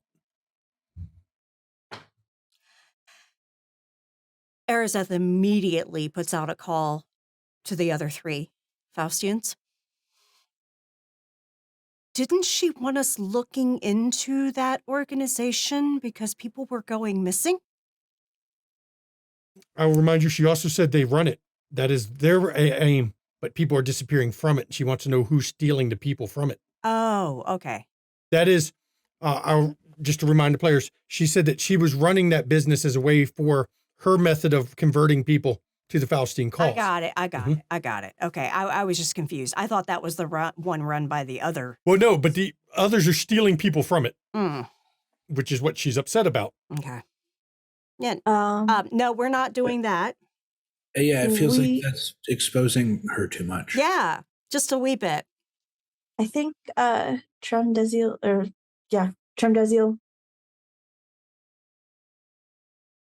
I think your idea of the pocket dimension might actually be a good idea at this point. Especially for Rosemary. Well, I mean, yeah, and or we just need to keep moving her until we can find the place that will only reveal itself to an individual who's in great need of hiding. So, Well, luckily she's not staying with either of us.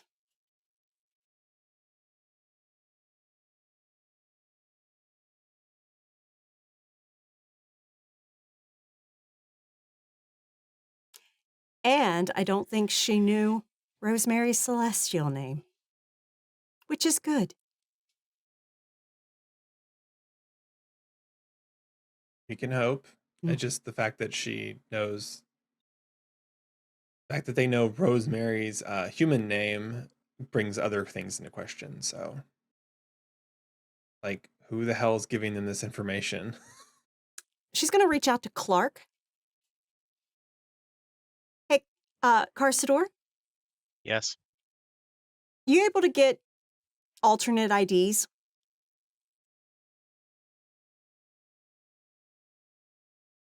I'm not.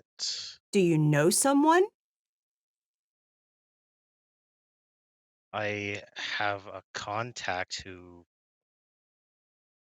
handles forgery, but he's not someone I've ever reached out to for work. He's just someone that Clark used as a source. Yeah, you know what? We might need a forged identification for Rosemary because the Faustians are looking for her. Do Funny. I hear Arizeth saying this? Oh yeah, she brought him into the conversation. I have So a thrall. we're not bringing her to them. I have a thrall who might be able to help. Oh, good. That seems more useful than the wheeling and dealing I would have to do. It might take some convincing, though. She got in some trouble for check fraud and is trying to turn her life around, but maybe she knows someone. I'd hate to get her in more trouble when she's working hard to get out of it. Let Carsador check his contact first. All right. Yours is our last resort. All right. Are we still trying to locate him? I don't think we can. No. Last we checked, he hopped over to the Atlantic Ocean from a women's restroom door. Yep. Anyone who can move that far that efficiently is beyond my reach. And I'm also very curious where Penelope is. Same person. Is it? Yes. Oh, makes sense. So interesting. The Faustians are looking for her, and the Cryptics are looking for the fortress. Mm-hmm. What do you all suppose everyone else is looking for? I don't really care. I know we're going to find the fortress and we're going to hide her in it, and we're not telling anybody.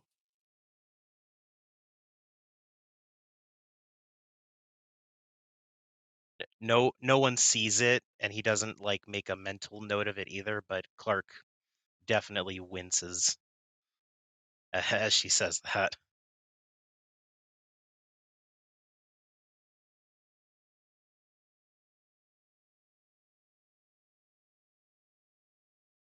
So, Kathleen and Mars, you were talking on the way before we end the episode? Anything important?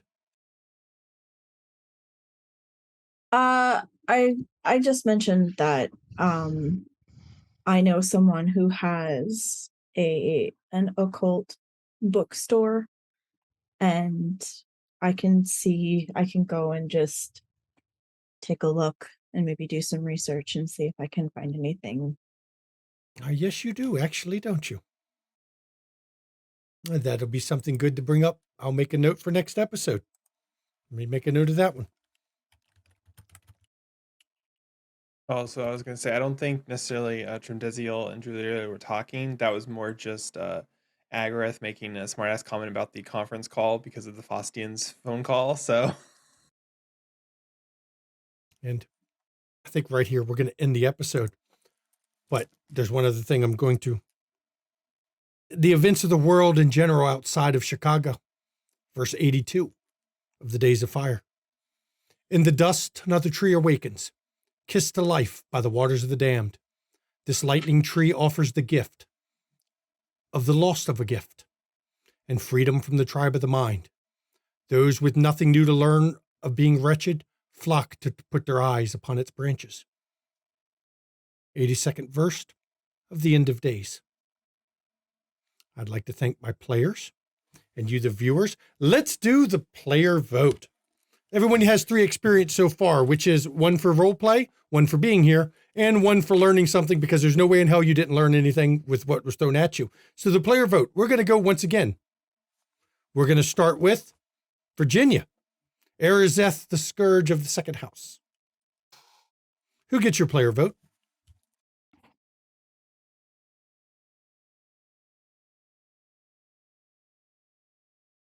I'm going for Drulirial for that fucking Alice in Wonderland reference. That's valid. So obscure. We did. I loved it. Okay, so we have 1 for Drulirial.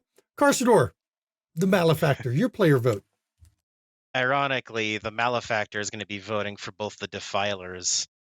Just their presence and showing very clearly how they both interact with each other and are Defilers, but they do it in such different ways. I dig it. Okay, so we have 1 for Corey, 1 for Dan, 1 for Morgan. Got it? Agorath. I'm going to echo Maddox 100%. I love the way that August and Kathleen are social creatures, but in a different way.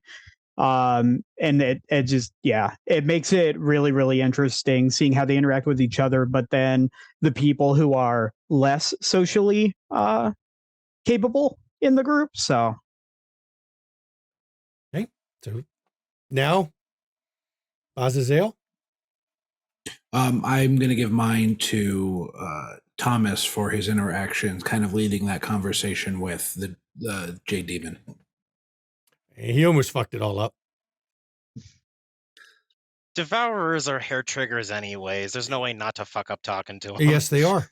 They are as fickle as the wild. It's what they were always with. So now we have 1 for Corey, 2 for Dan, 2 Morgan, 1 Thomas. Even though those were split votes on some of them, but it's okay. Now, Kathleen, your go. Trimdesio, who do you vote for?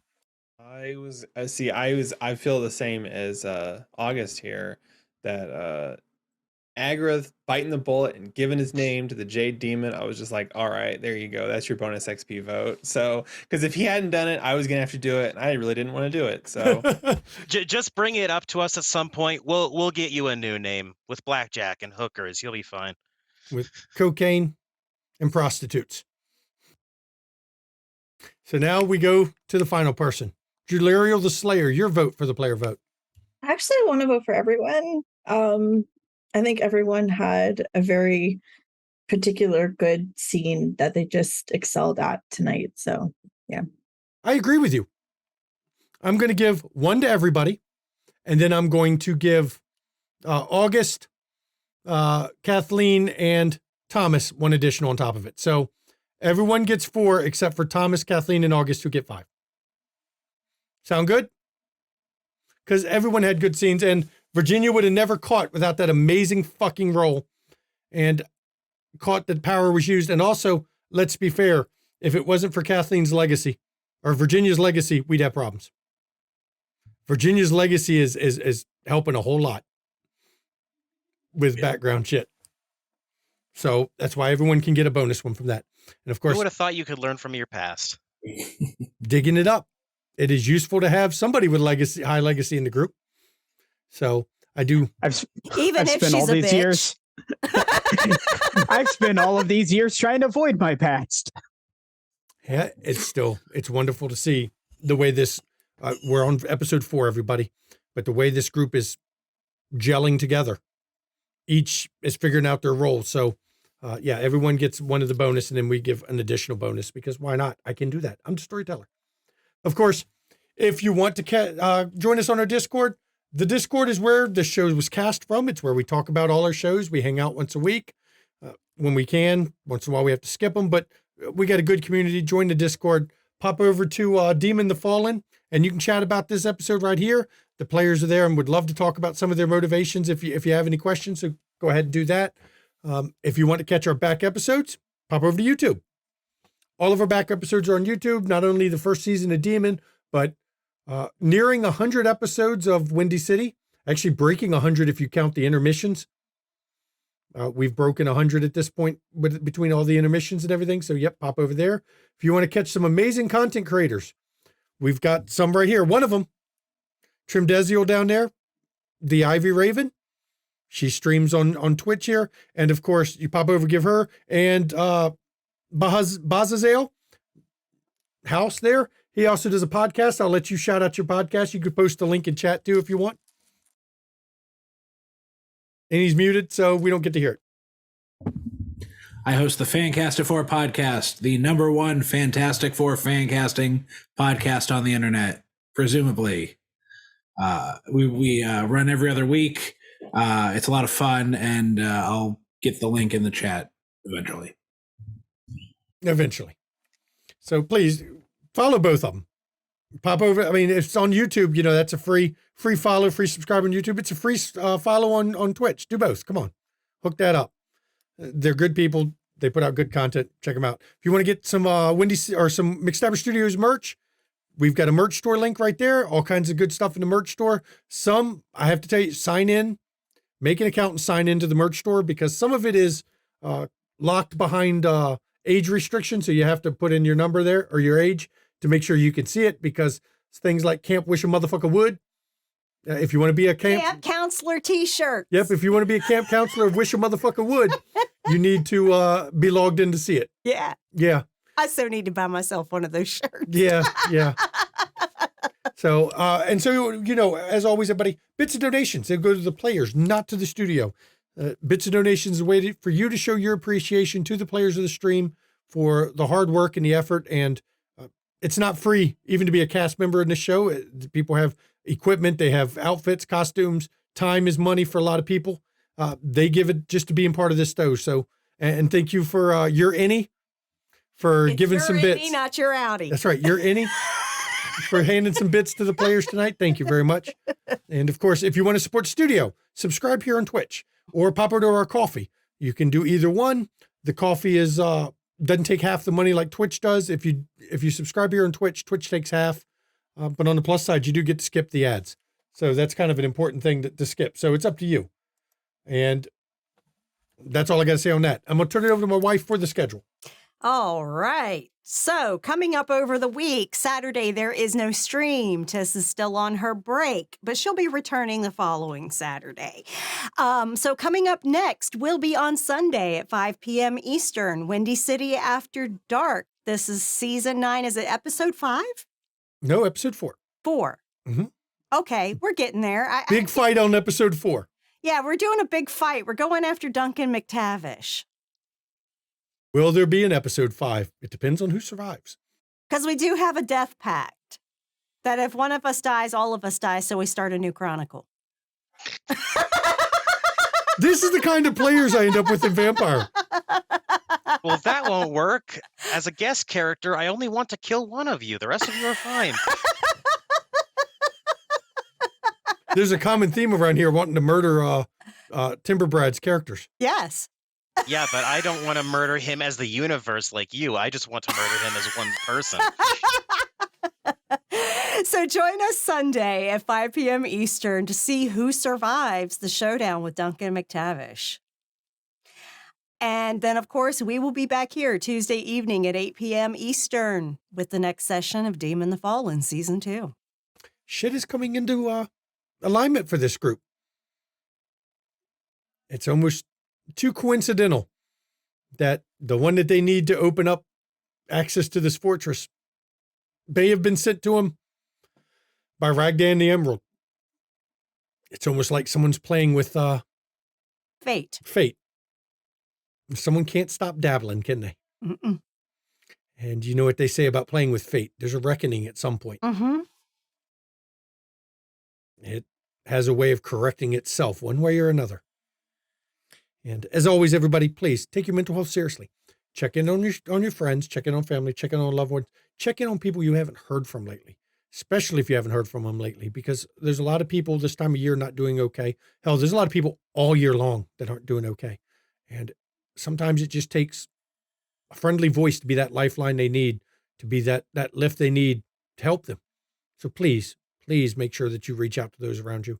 And if you suffer from mental health issues like many of us do, myself included, first of all, there's nothing wrong with admitting that you need help. There's nothing wrong with admitting that sometimes your mental health is not as good as it should be. The stigma that comes with that is not something that should exist, to be fair. And if you need help, reach out to those around you and try to talk to them to get the help you need. But if you feel you can't, because I know a lot of people can't, and it's hard to talk to your friends about it, in chat, there's a list of numbers you can call or text 24 hours a day, 7 days a week. And somebody will be on the other end of that number to talk you through it and to help you out, because mental health is health, people. And it's okay to not be okay, but we still want you to get better. We'd like you to get the help you need so that you can be a little bit less not okay. That's all I got to say on that. And I'll turn it over to my wife for her portion as we exit. Understand that the shame and stigma that is tied to mental health is from eons of mental health patients being institutionalized, mistreated, and possibly even murdered. Please understand that we have moved past that. And if you need help, get help, because it is available. I, Mama McStabber, am a registered nurse. Timberbrad here is also a registered nurse. Taking care of your mind is important. Taking care of your body is important. Taking care of your spirit is important. The whole package. Get your vaccines, especially the bivalent vaccine for COVID, because there is a new Omicron variant in China right now, murdering people. And it's spreading like wildfire over there. So it's going to be highly infectious, and deadly. So please get your vaccine so we can help stop the mutations here in America. Please. Also, get your physicals. Ladies, get your fucking breast exams. Get your mammograms done. Men, get your prostate checked. If you have age, literally, if you're over 40, folks, get your fucking colonoscopies done. Cancer's a bitch and early detection saves lives.